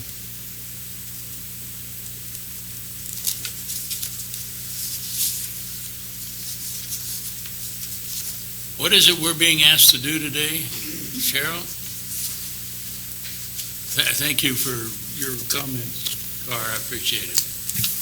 But I'm still struggling. So tonight, you're being asked to consider a resolution approving the Chehalem Valley 2018-19 destination marketing plan, which is the plan that you were reviewing. So what, does that plan include all three alternatives, or what alternative? I'm a little confused in there. I'm okay up to page 6, but beyond that, then we start talking about alternatives. So, Joe, do you have? Mayor Johann, city manager, who else sit on that committee? So tonight, they're required by their contract to turn in a plan. But right where we are, right at this moment, there's those three alternatives, and all three are in play. And it's going to come back to you in the format of the recommendations of the marketing committee that then goes TLT to you. Actually, from the chamber side, the easiest way would have been, let's just keep the same thing and we'll figure it out later on, go another year.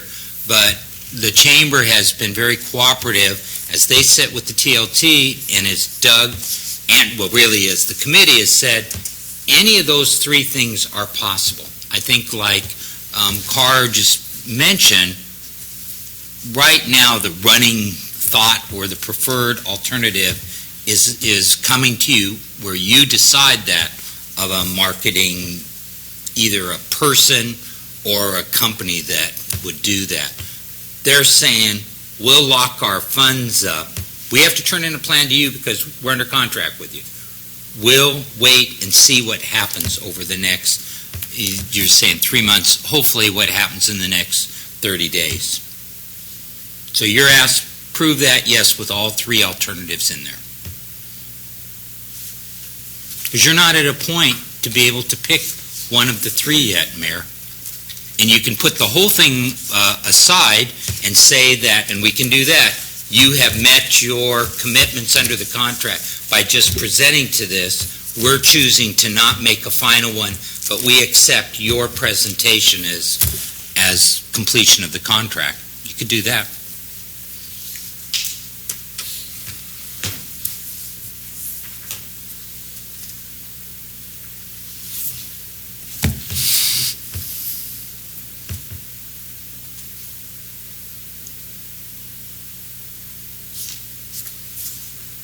I'm struggling with this, I'm sorry.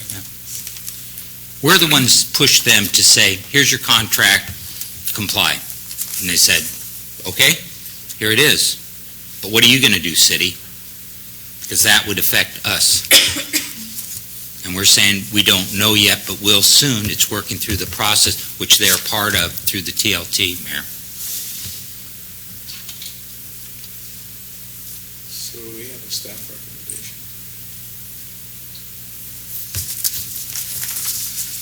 Send it back to the chair.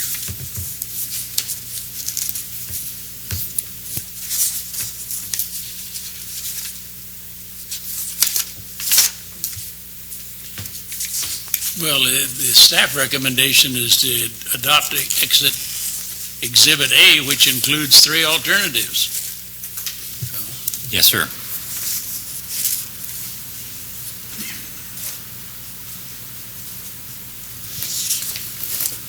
Mr. Mayor, Councilor Essen. what would you think about, just saying, we accept that you've met your contract and not accepting, not passing this resolution, but make the decision once they've made their decision?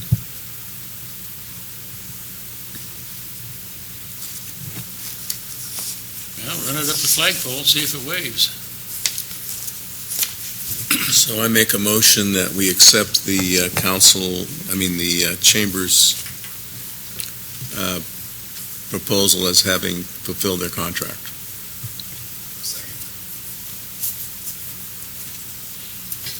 It's been moved and seconded to accept this proposal as having fulfilled the contract Correct. for the year 2018-19. I'll make it that. Okay. I'd like to keep things moving, and I like what I'm reading in the first part, but I'm just, adopting all three alternatives just doesn't quite ring clean to me. But I liked what I was seeing on some of the earlier things in here. Except I see we're still doing things for Newberg and Dundee without Dundee's participation.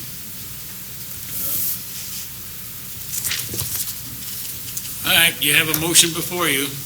Is there any further discussion? Call for the question. The question's been called for. Matt, Matt, I just wanted to make a comment. go ahead.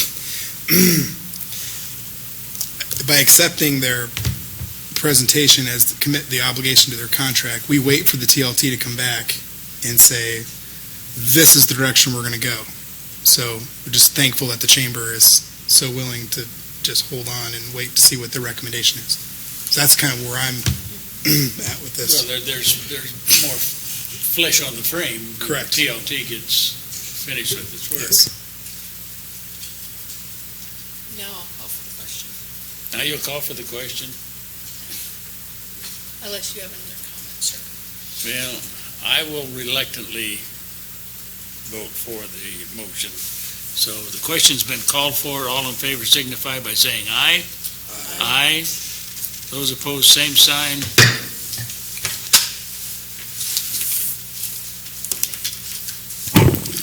Thank you. Did you want to introduce the party that was with you or not this evening? Oh, okay. Mr. Mayor, I'd like to introduce the Chamber of Commerce, Cheyenne Valley Chamber of Commerce's new CEO, Shannon Buckmaster. Welcome aboard. Congratulations, Shannon.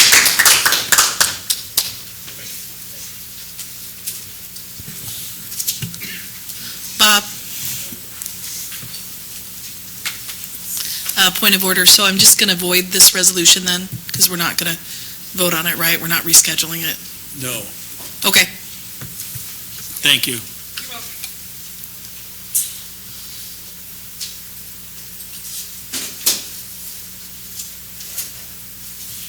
And with that, we move to a motion dealing with group water connections policy. And we have some people that have signed up that would like to talk to us about that, but I'd like to have the staff report first.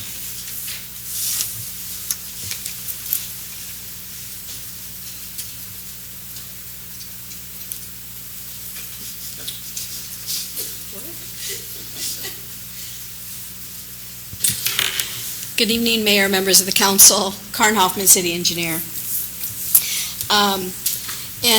This is coming back to the council because in April, you heard a request from Del Boca Vista for a water hardship outside the city limits to connect to a group customer line. The council requested staff come back with additional information on the impacts of allowing those additional connections. And so we've come back with some information that you've seen before, if you remember a couple of years ago. And I'm going to rely on both the city attorney to help with possibly some of the ordinance stuff, and also Cheryl to help with the land use stuff. So this is about group water connections. Here is our water surface area, and the city has a little over 7,000 water meters within the city, and most of the water associations are in the western portion of town, and some are outside the existing UGB also. Our water demand, on average, we sell between 1.6 and 1.9 million gallons a day in the wintertime. In the summertime, it's about 3.5 to 4.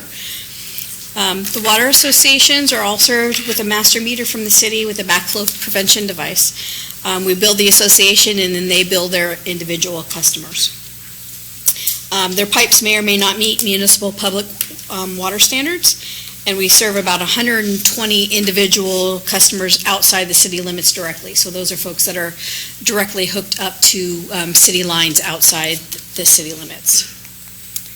So history and policy, I'll take a stab at it if and then let the city attorney jump in. This kind of started back in May of 1965, and the intention was not to supply water to any additional users outside the city limits. After December 1st of 1965, there will be no new additional water connections allowed to either individuals or as additional connections to a group customer line. And the group customers were supposed to provide a sworn statement of the list of connections to the group system by July 1st. Properties must have been ready for use by the December 1st date in order to actually hook up at this point. In 1978, we re-looked at this, the connections outside the city. And again, the city maintained that it was not our intent to serve properties outside the city, but they did want to provide an exception due to hardships. There was criteria created to prove a hardship and a process for the city council to grant that hardship. At that point, they can connect as an individual or as an additional connection to a group customer line. And the hardship comes with conditions under which exception was granted to be recorded against the property. So in September of 1988, there was a presentation at a city council meeting that indicated that the city discovered several illegal connections in the water district served by the city. And the council asked staff to look at the existing water policy. Staff recommended policy changes to the following: no hardship required for existing residences. Residents must exist as of January 1, 1988. Must be in the UGB or existing water district. Properties agree to annex. Water for domestic purpose only. Water district must make a joint application with the property owner. And water district should submit an engineering study showing compliance with state regulations. At that time, councilor asked that the policy include not only existing residences, but any property that's abutting and can be subdivided. And there would be a 6-month window to decide whether to hook up to the system. The remaining council expressed concern that this would encourage development outside the city. And the city attorney was directed to prepare an ordinance. So in October of that same year, the council adopted an interim policy until an ordinance could be fully vetted and revised. It applied to water districts and group customers only, required a residence to be in existence as of January 1, 1988. District makes a joint application, expressly preempts hardship provisions for those connecting to group customer lines, and required a 6-month council review on the policy. So in June of 1989, came back to the council. City manager stated that there was one request to connect during that grace period. City attorney reported that the city had not entered into any agreements with water districts. Then Ordinance 89-2264 slightly modified the previous one to accommodate the single request by allowing request for service by January 1st, 1988, or residence in existence by that date. It maintained language that expressly preempts hardship process for those connecting to group customer lines.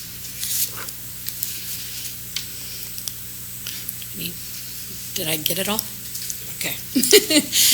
So the water districts, give you a little bit more background. There are 7 districts that we provide water to today.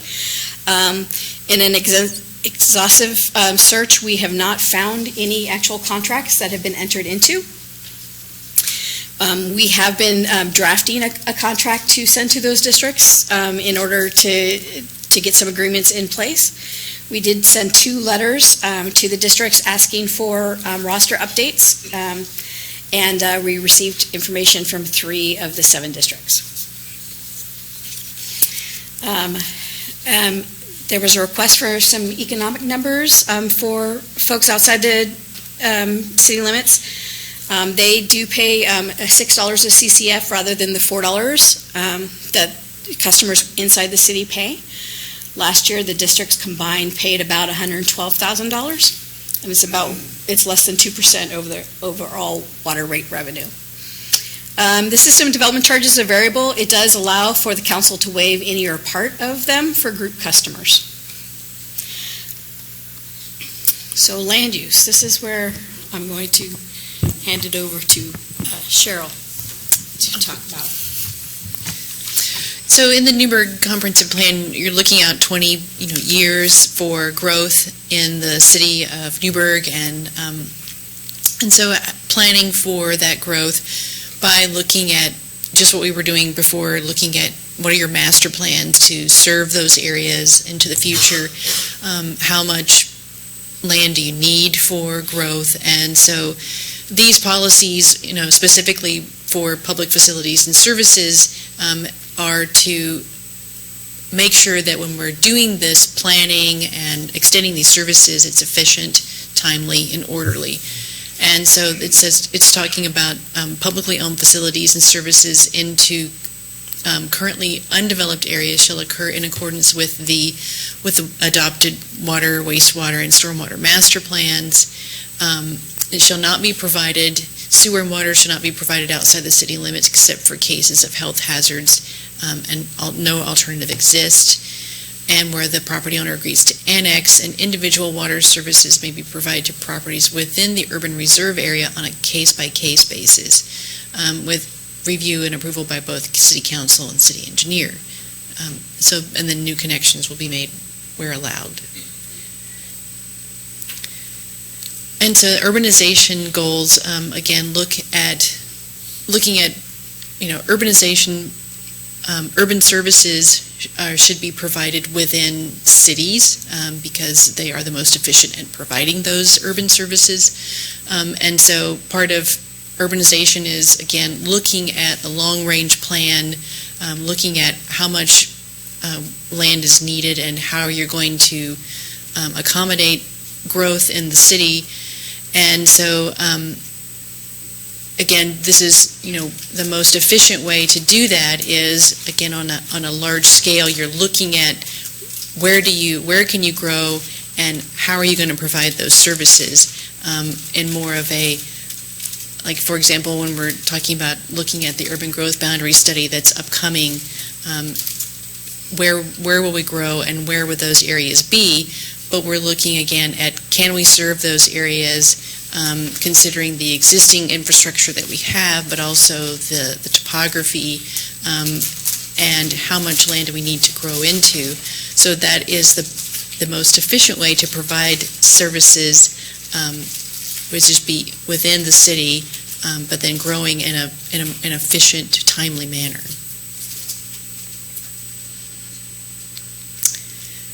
And so, again, with the comprehensive plan, it looks at residential development will be allowed on the basis of 1 house per 10 acres.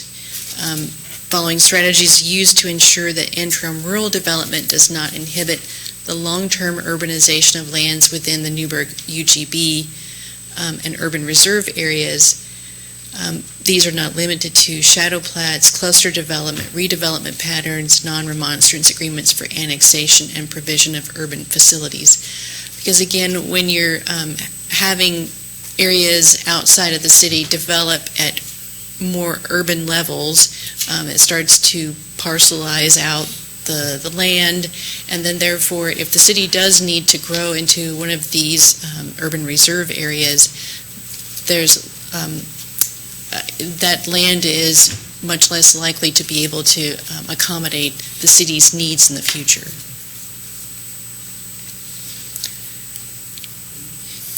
And so plan classifications, these have to do with, again, the classifications that we put on under the comprehensive plan for low-density residential and high-density residential with the goal of accommodating different types of housing as the city grows. And then the Newberg Urban Area Growth Management Agreement is between the City of Newberg and Yamhill County, which talks about as the city expands, the city will provide urban services into these expansion areas, and the city will share updated utility plans for these services within the UGB with Yamhill County. So, Sue, if you could hit F5 for me. So these maps are kind of showing what Cheryl was talking about and the development that's happened in these areas since 1952. The red squares are trying to show where additional development has occurred because of these water districts that exist in this area and additional services that have been provided. So this is actually right along Chehalem Drive. At the bottom of the map is Highway 240, and the top of the map is North Valley Road. So you'll see that there's some significant development that has occurred out in those areas, which, again, provide more parcelization and make it more difficult to develop to urban standards. So that's one of the districts, and then this one, if you can hit F5 for me one more time. This one is a little bit further to the west and showing the same types of developments that are occurring along those areas that have group customer lines.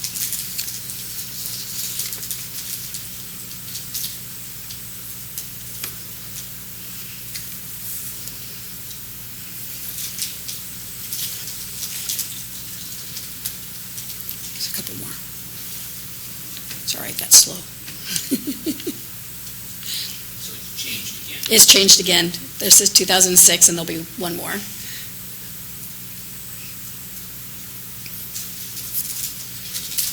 There it is.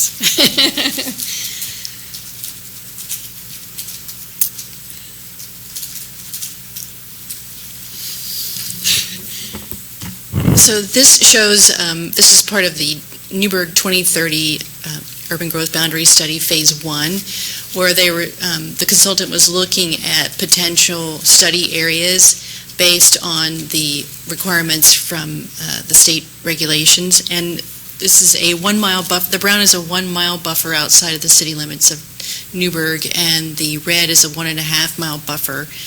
And so this just shows potential areas that the city could grow into, but then also restrictions by the state requirements. Resource land is not a potential area to possibly grow into. Dundee urban growth boundary is also not one of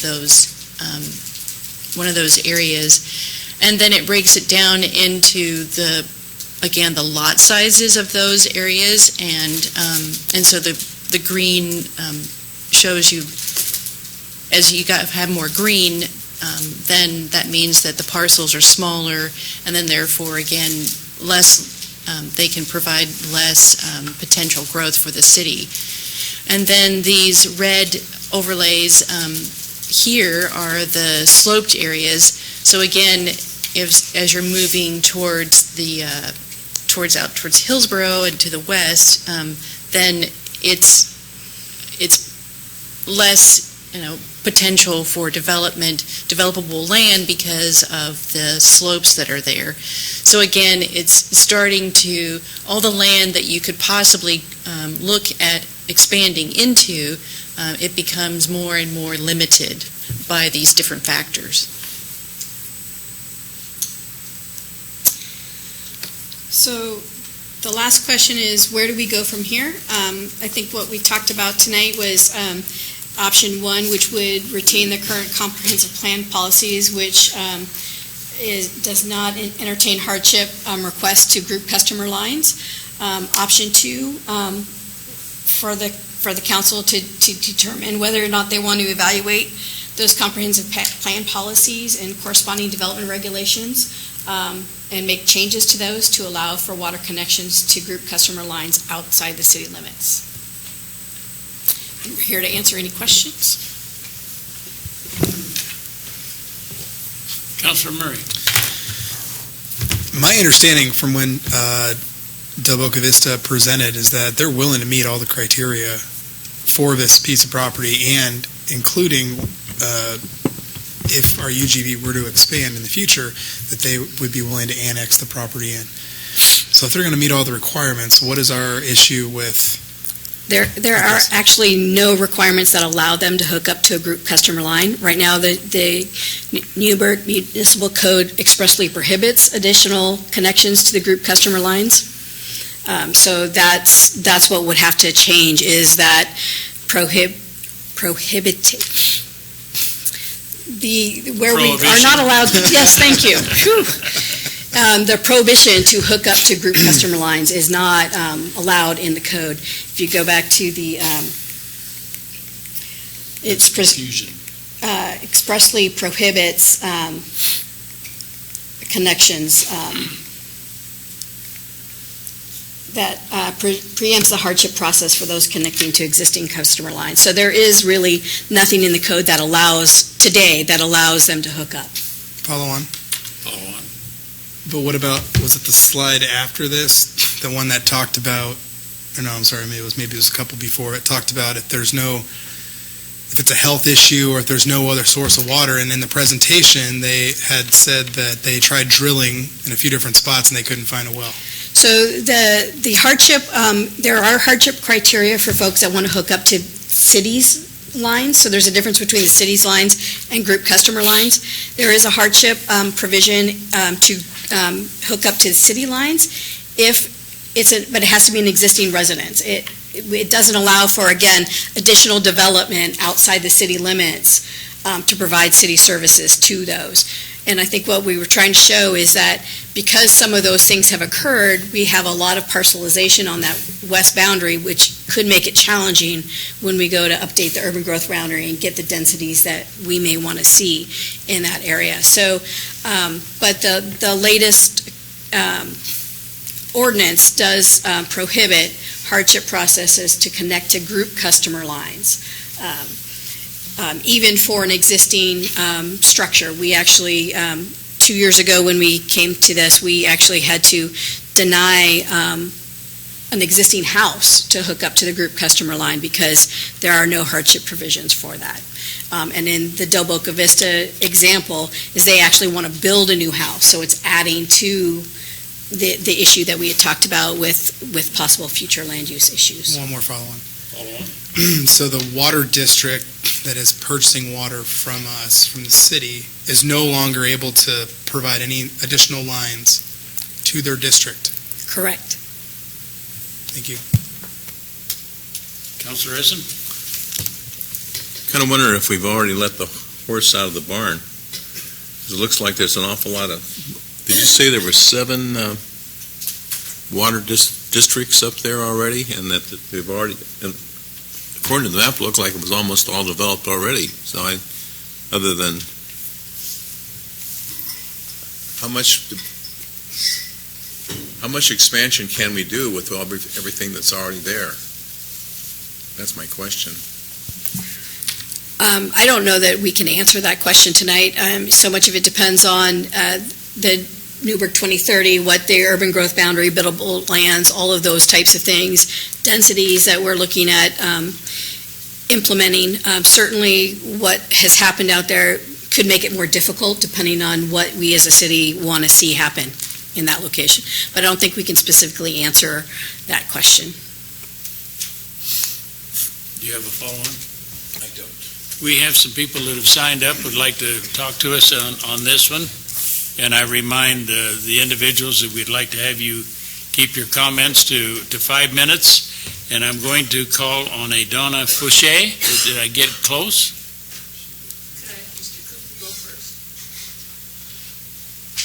Well, I guess if that's what you want, Mr. Cooper. He's president.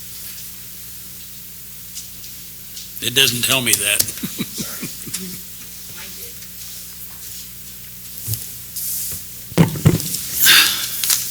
Good evening, Mr. Mayor, City Council people, and city staff. My name is Jim Cooper, and I'm the District Manager, President of our Directing Board of Directors with Sunny Acres Water Company in the vicinity where this request is being taken. I'm coming to you tonight because I feel that within the last, let's go back 10 years, we've had a hardship due to wells that have gone bad in the district. We've had 2 of them that I know of that I participated in coming to this city council to get approval on, and you folks graciously approved them to get put on. One that I know of didn't come through the city, or didn't come through Sunny Acres Water, but it was hooked up. Not sure why. What I'm suggesting tonight is we really need to look at this situation, because there is some homeowners out there on Sunny Acres Water Company that, and I just say Sunny Acres Water Company, I don't say Sunny Crest, I'm saying Sunny Acres Water Company, where those homeowners either purchased, I've been out there 40 years, and some of those people have been there longer than I have, and some of their property with tax lots out of the county are like 2 and 3. My neighbor has 2 extra lots. He's hooked up to the third one. He, I know, in a very short time, could be looking to hook up water to the other 2 due to the fact of he's going to be needing those money due to health issues and stuff. But as we look forward, I feel that Sunny Acres Water Company, within the boundary of Sunny Acres Water Company, there's only like 4 or 5 that would require a hookup in the future. Not current, right now, but in the future. The reason why I say that is because they've got extra tax lots and probably bought the property with the anticipation of retiring with that. Myself, I've just got a 100 by 110 foot lot. But I know that some of them, like this one that we're talking about, is landlocked, and it's not able to get water unless, if they were to drill a well into that vicinity, it wouldn't be good, because the house right in front of it was one that we hooked up earlier due to the hardship. The water totally went south. The filtration system wouldn't keep up. So I am encouraging us to look at the ordinance, and I understand that all of the requests need to come through here. And I understand that there are hardships, but I also want you all to understand that there are some that aren't going to be a hardship. Kind of like this one, where there's no existing structure. And like my neighbor, there's no existing structure. It's just a flat piece of property. But they will want to put a piece of property or a home onto that piece of property to develop it. And so that's my encouragement, is to look at the ordinance, not to make it so restrictive, but within the boundaries of those 7 water companies I would say that the county has divided them up into different tax lots to the point of allowing them to develop within themselves. And I don't think in that seven districts you're going to get over probably 20 or 30 different tax lots that need water. So I would encourage you to look at it really, really closely, and that's where I stand with what I got. Thank you for your time. Questions or comments for Mr. Cooper? None appearing. Thank you. Appreciate it very much. Now, Donna?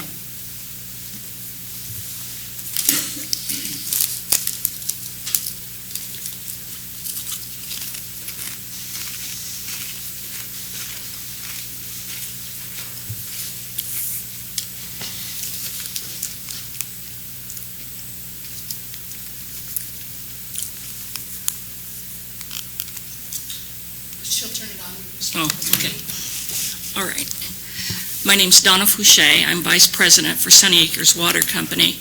I think you probably are all wondering why Mr. Cooper and I were here tonight, and basically we came because the one connection that he was referring to back in 2016 that was a hardship permit that was allowed was a same-sex couple that came to the city who had an autistic son and came to the city, bypassed the Sunny Acres Water Company, and came in and requested water.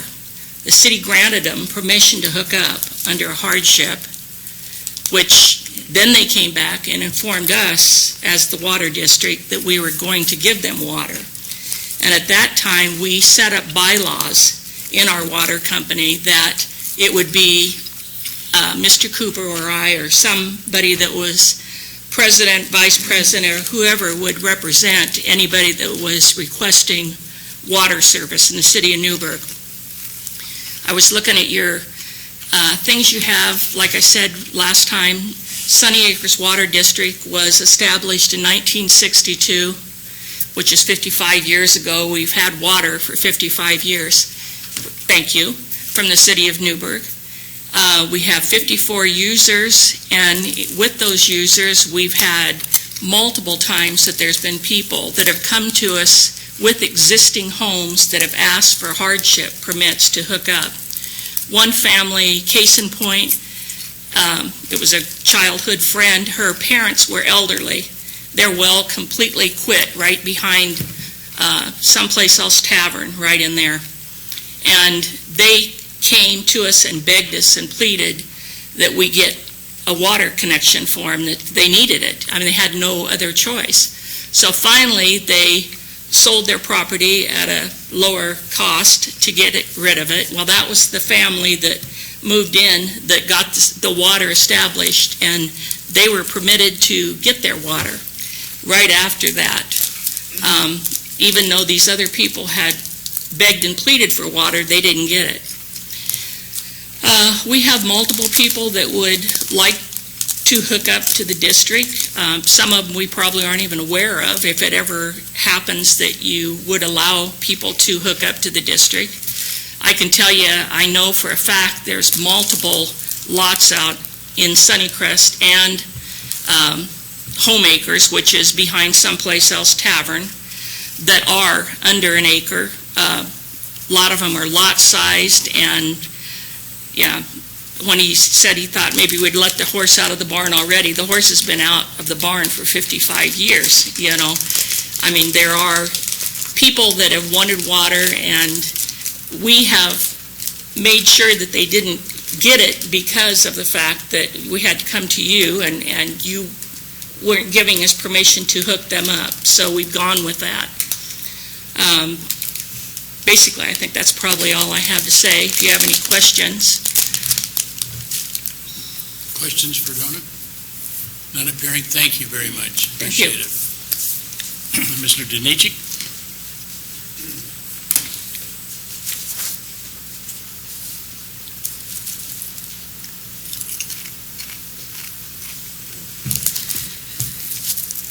Good evening, Mr. Mayor, Council. Dan Danichich. I'm here representing Del Boca Vista. We're interested in developing a particular lot in which we came before you to request a hardship request.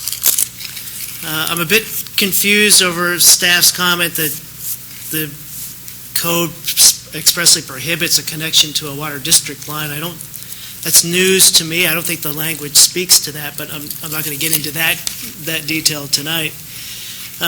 Staff concluded their presentation by saying there were two options for you, basically the do nothing and keep the status quo, or to go back and evaluate the comprehensive plan policies and corresponding development regulations for water connections. And I may be mistaken, but I thought that was the direction the council gave staff back in April to come back to you tonight. So I'm a bit surprised that we are here going through the history lesson, but no other meat to the presentation. So you have before you the change or no change option, and no change I think means that you'll be seeing people continue to come before council from time to time asking for hardship requests, and staff making denials based on the criteria, and new councilors on board, so you're going to go through history lessons again, and I think you're going to keep revisiting this if you don't make some kind of changes to your code provisions. Now, I think change really means only making some minor changes to the comprehensive plan and the code to recognize a situation that exists. And by this I mean that certainly a city wouldn't go out and create a situation for water districts to outside of city limits to connect to city systems. But somehow over time since the 1950s, this has happened. So I think we need to address the situation in a thoughtful manner rather than just closing the door to any future changes. Now, there are two elements to providing water. There's the technical public works, and clearly that's not an issue. There's plenty of water capacity in the system to serve these parcels and more. It really comes down, I think, to land use. The comp plan focuses on limiting development within the UGB, the URA, and area of influence, and I'm not sure what that area is. But this makes sense because in the UGB and URA, the city's actively planning for future development, and you want to have some ability to control what's going on within there. What about outside of the UGB and URA areas? This discussion on limiting water service began in 1965, 53 years ago, and how much of that land has since been put in the urban growth boundary in URA or even annexed? 10%, maybe 20% of that land? Well, at 20% every 50 years, that means we got about another 200 years to go before the rest of the water district area is annexed into the city. So I would propose that really the meat comes down to the urbanization policies. It was in your slide 14 where there is the bullet item of residential development allowed on the basis of one house for every 10 acres. But I think you need to read the paragraph before that sets the tone, and that's that the city will support development within the areas outside the city limits, but within the Newberg urban growth boundary and urban reserve area, based on the following standards or restrictions. And that restriction, one of them being residential development will be allowed on the basis of one house per 10 acres or any lot of record created prior to January 1st, 1989. So I think this is acceptable. So I'm asking, if this is acceptable for within the UGB, why not outside of the UGB for the water districts that currently exist? And so I would propose this, for you to recommend to staff to draft language amending the comp plan and development code to allow a water service connection for residential development on the basis of one house per 10 acres or any lot of record within 300 feet of a water district line, that line being set in its current location as of January 1st, 2018. And I think that would provide a solution for many of the residents out there that either now have problems with water service or will eventually in the future. It does allow some level of control in that you're not going to continue to parcelize. You're using existing record lots and controlling large lots from subdividing in the county. And I'll just wrap up by also asking that in consideration of the process and time it takes for policy revisions and development, that you would consider granting this current request while you go through a policy review. Thank you. Any questions or comments for Dan? None appearing. Thank you. Thank you. You've heard the council or the staff presentation. You want to come back to the table, please, staff? And the recommendation is before you that we adopt a motion to retain the current comprehensive plan policies and not entertain hardship requests to group customer lines for the Newberg Municipal Code. Pleasure of the council.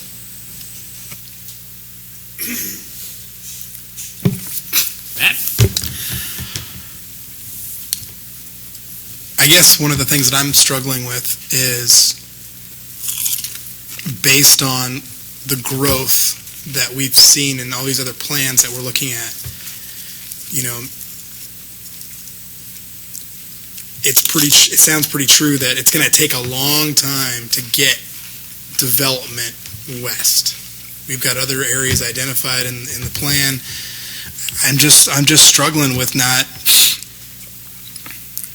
providing, whether it's new construction or it's an existing home with a failed well, that we can't provide water to citizens that are in our county with our zip code. They're not in the city, but I just don't see why we can't do it. So I really like I mean, I don't mean to put you on the spot, but I would like a some sort of explanation that this is such a problem. And I know it's in what's been in the code, but that's what I'm struggling with. Mayor, can I add a few? City Manager? Before Karen gets up and she'll do it. We're always sensitive to people that live within our area code, zip code, of being connected, morally or socially with the community. Part of what I would suggest to you, and Doug do a lot better job if he was here, is to suggest that there is a responsibility to the people that are within the city limits and with the urban growth boundary that does not extend necessarily to people that are outside that area, which is a very cold kind of thing to say. But even when Mr. Danici was here earlier, we went through some, and some of the councilors that are here, went through a challenge of urban growth boundary expansion. And we fully expect that we're going to have a major challenge in justifying the expansion of the UGB. And I'd suggest that we don't have that many acres when you look back up there, and to suggest it's going to take a long time to get out there, that, yes, there was a parcelization that occurred, and at one time, for whatever reason, in 88 and 89, we said, well, this is an existing condition, so let's approve it. I'd suggest you don't have to do that here, of extending that once more and say that further parcelization of a lot of record right now is your obligation to expand it to there. That within the next year and a half, we're back to UGB expansion, and we're going to have to justify everything we do. And those pictures are pretty telling. It's hard when we don't explain it, of seeing how this parcelization has occurred around the city. So suggest showing those same maps to, whether it's 1,000 friends that might be not interested in seeing our expansion, or just to the state board and saying, how have you, in practice and in policy, followed the state's goal of staying within urban growth boundaries? And and it is hard. I mean, people shop here. Oh, they support the businesses. Absolutely. They go to the same schools. They go to the same churches. Absolutely. But when you're looking at this service and what the city's responsible for orderly growth into those areas, first just getting out to the urban, to the UGB, and then out to these urban reserve areas, that where is your responsibility, and where is our responsibility as a city of going extraterritorial to that? I'd suggest your responsibility and our responsibility as a city is to the people that's inside that UGB for the expansion services to that.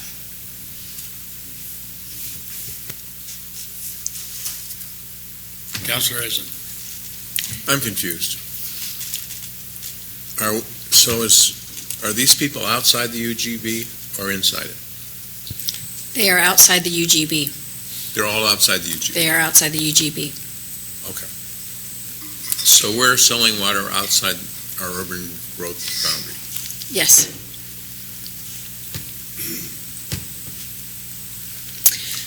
And it's follow on? Follow on. So you're suggesting that's not what we should do, or we shouldn't do that we shouldn't go along with this program because it was going to hurt us in some way? Mr. City Manager?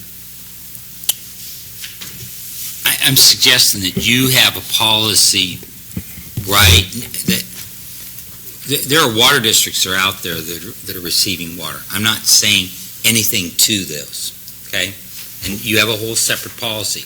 What you're being asked is for a single lot that does not have development on it right now, that's vacant, that's outside of our urban growth boundary, to allow an urbanized type setting, not in a city, not in an urban area, in the county, the rural area. So we are de facto, as that map has showed that has occurred over time, setting up urban type settlements right outside our urban growth boundary. And you go, so what? Well, that runs counter to some of the premises of the land use programs for the state, which we are now going to have to deal with as we go to expand. Even within our comprehensive plan now, it's saying where we are going to expand. So if you're from someplace else in the state and you look at that, of course it's only one. But you take those same maps and you say, do you not play by the same rules as the rest? You know, there's a urban growth boundary that is set up on purpose. And yes, we have historical water districts that are providing an urban service, and of course those are historical that we're not going after. But what's the justification for going beyond that? One more lot there that is not urban now, but it's a lot. And when we use that, then very soon, because very soon we're going to go and be asking for expansion. It's in residential we're asking for expansion. It is in commercial and it is industrial, and they are all tied together. And I would suggest that our responsibility is to the people within that city limits, knowing we're not an island in every place else, which is absolutely the reason. Why are we different than other people, and then try to make an argument to allow us to expand?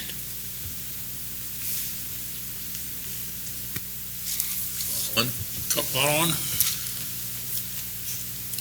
I guess that's my confusion, and I guess I asked staff and they didn't have the answer, but maybe you can give me what the possible answer is, and that is, haven't we already done this? I mean, aren't we still going to have that same problem when we go for our new urban growth boundaries, because we've already done it? I mean, there's 7 water districts out there that have urbanized. So it's already in place, and we just don't want to I guess what I'm hearing you say is we don't want to exacerbate what we've already done by adding another one. And, but I just don't know how, when we go in to expand, that they're still not going to look at all the stuff that we've done in the past and say, how do you justify this? So I don't know how not allowing water to the people out there is really helping us, but at least I understand your argument. Yeah, Karn Hoffman, City Engineer. You're correct, Councilor Essen.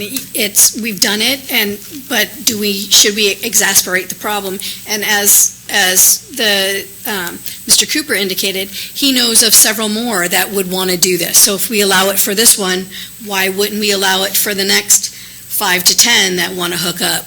And then again, we're creating more issues for ourselves. Again, if you look at the map up on the board, that's the area we would look at for buildable lands for our next UGB expansion. And as Cheryl noted earlier, all of the green are, 1 acre, well, less than 5 acre lots. It makes it tough to do any significant development when you're looking at 5 acre lots down to an acre lot with a house right in the middle. You're not going to get any additional development out of those types of parcels in general. So, Councilor Essen. Okay, I understand. It just seems like what we're doing is, especially with somebody that's already got a house that loses their water, they're still going to have the house, I don't know. And I don't know how not supplying water to those houses,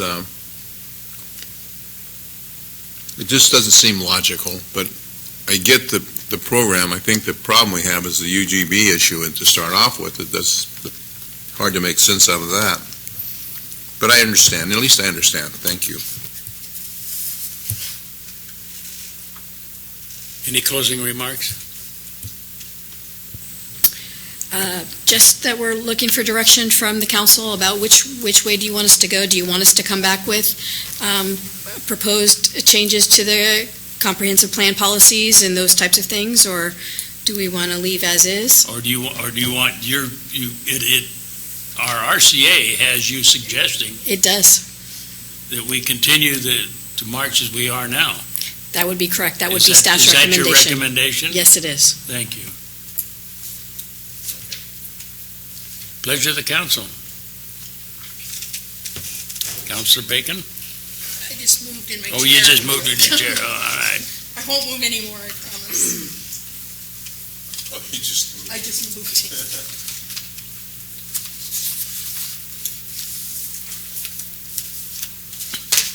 Well, no action isn't going to get anywhere either. I know, but I'm just trying to figure out what to do. Well, one of the things I'm struggling with is what's the hardship? On this particular one, I'm not sure. What is the hardship? If it's a matter of health and welfare, I don't see it. as it has happened in the past, yes, that's worth considering. But what's the hardship? It's within the UGB. Well, it's the hardship. I want to start there. What's the hardship?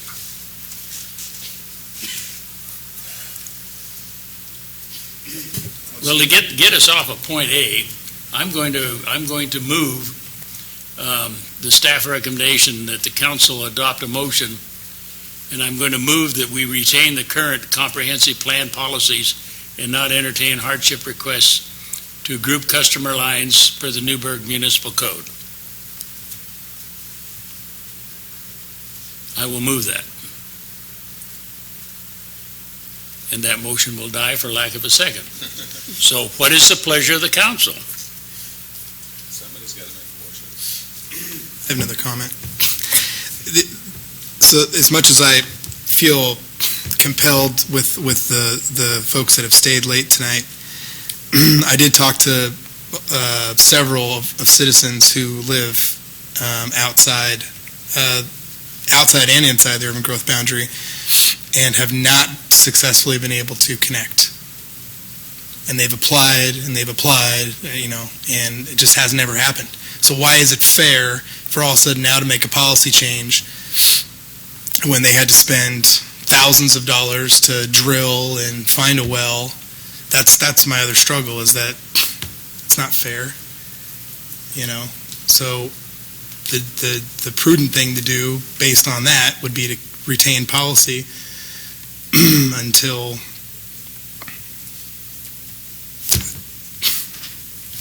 staff recommends that we need, once we get through the urban growth process, where we're going to go. Mayor, City Manager? as the practical, if you do nothing and it dies for everything, then we will follow existing policy. That's right. And we'll send a letter appropriately to anyone that asks us.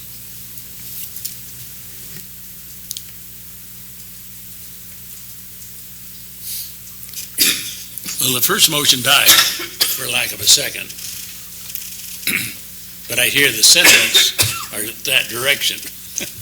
So following the suggestion of the city manager, no action means we continue as we are. I'll make a motion that we do. You need to put your button on. Sorry. I'll make a motion that we deny this current request because there is no hardship, but that we ask staff to come back with a suggestion for real hardships that we, in the future. That's my motion.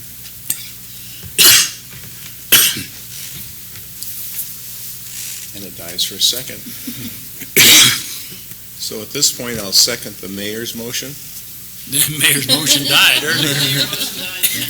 I think we have the answer. No action, we continue to march as we are now. And unless there is a motion to the contrary, that's where we're going. We did have Hearing none, a second. then that's where we are. There will be no action taken on this motion, so the city will continue going. And with that, then we'll move into item number 10 on our city council agenda, which is council business. And the first item I have on here was the city manager did send out to you the survey that the League of Oregon Cities is doing on legislative priorities. And we have to get this in by a date in July, so we have to do it by not later than it has to be done before our July 18th meeting. So we need to do it on a July 2nd meeting. And out of this list of priorities, it came from a number of different study committees. You have 26, 27, 28, 29 items. We will recommend, or we're looking to you to recommend as a council, 4 items. And we'll be doing that on the 2nd of July. So going down through there, if there are any questions, the detail is behind them, and if you didn't get it, we can get it back out to you. But the detail of each one of those, listed by A, B, C, clear down to double A, double B, and double C, is in the balance of that report, so it'll describe what they are. Joe handed out something earlier. I'm okay. Help needed. And these are, Joe, you go further on the detail on these. So I came in on the tag end of having them handed out the other day. So please put these in your go-back bag. Put them in not just the one that you have on there, but other ones at home. It's a virtually inexpensive way of telling responders if there was an earthquake like last night's Osaka and your home was damaged, and we're going from neighborhood to neighborhood, which is part of our response plan, that you can put that in the window, actually out in the front door, and say, I need help or I'm okay, so that our folks can go right by them. So we're asking all of our employees to put it in. We've made the copies. If you need more, we'll make some more. So, easy thing to do. Get prepared. Joe was talking also about the bypass, and I don't want to go into great detail, but we're working now on the next phase, sometimes referred to phase 2, which is 219 to the bottom of Rex Hill. And the latest report is that they've finally gotten, I'm going to use my words, they've finally gotten off a dead center and are beginning to now negotiate right-of-way purchase. There are funds for right-of-way purchase. There were funds approved in the 2017 transportation bill for design and engineering, so they'll be moving on that. The Wilsonville exit or a connection to actually to 219 is part of phase 1, and that is the funding is there, and they expect completion by 2020 will be the final construction there.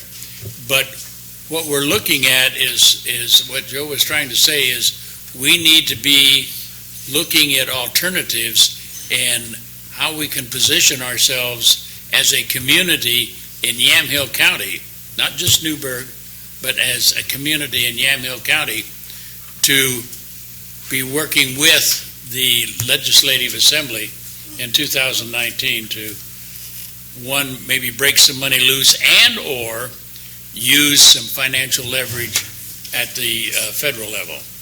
So that's kind of where we are with the bypass right now. With that, is there anything else for council business?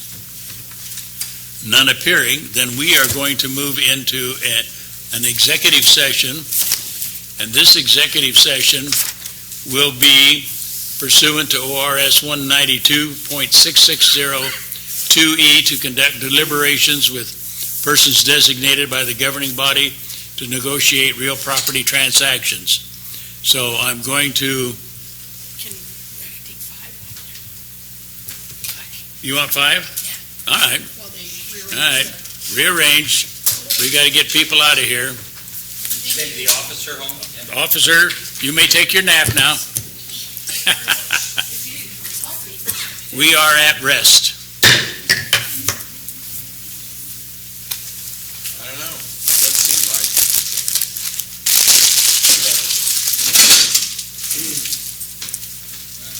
What do you got? You've got it. Trying to get this thing through. I don't think you have a responsibility there. And we're going to be a tough enough time now that somebody says, because when you look at it, that looks like a city, right? It is. So if you're the Grove County and you say, you know what, Newberg, you've been thumbing your nose at us. We create this plan, everybody has to go by it, and RA, sure. But you just let stuff grow out there. Why aren't there one for every 10 acres? Why are there these individual parcels that look like one? And now, when you want to do something like you do, we have, on Shahalem, strange place.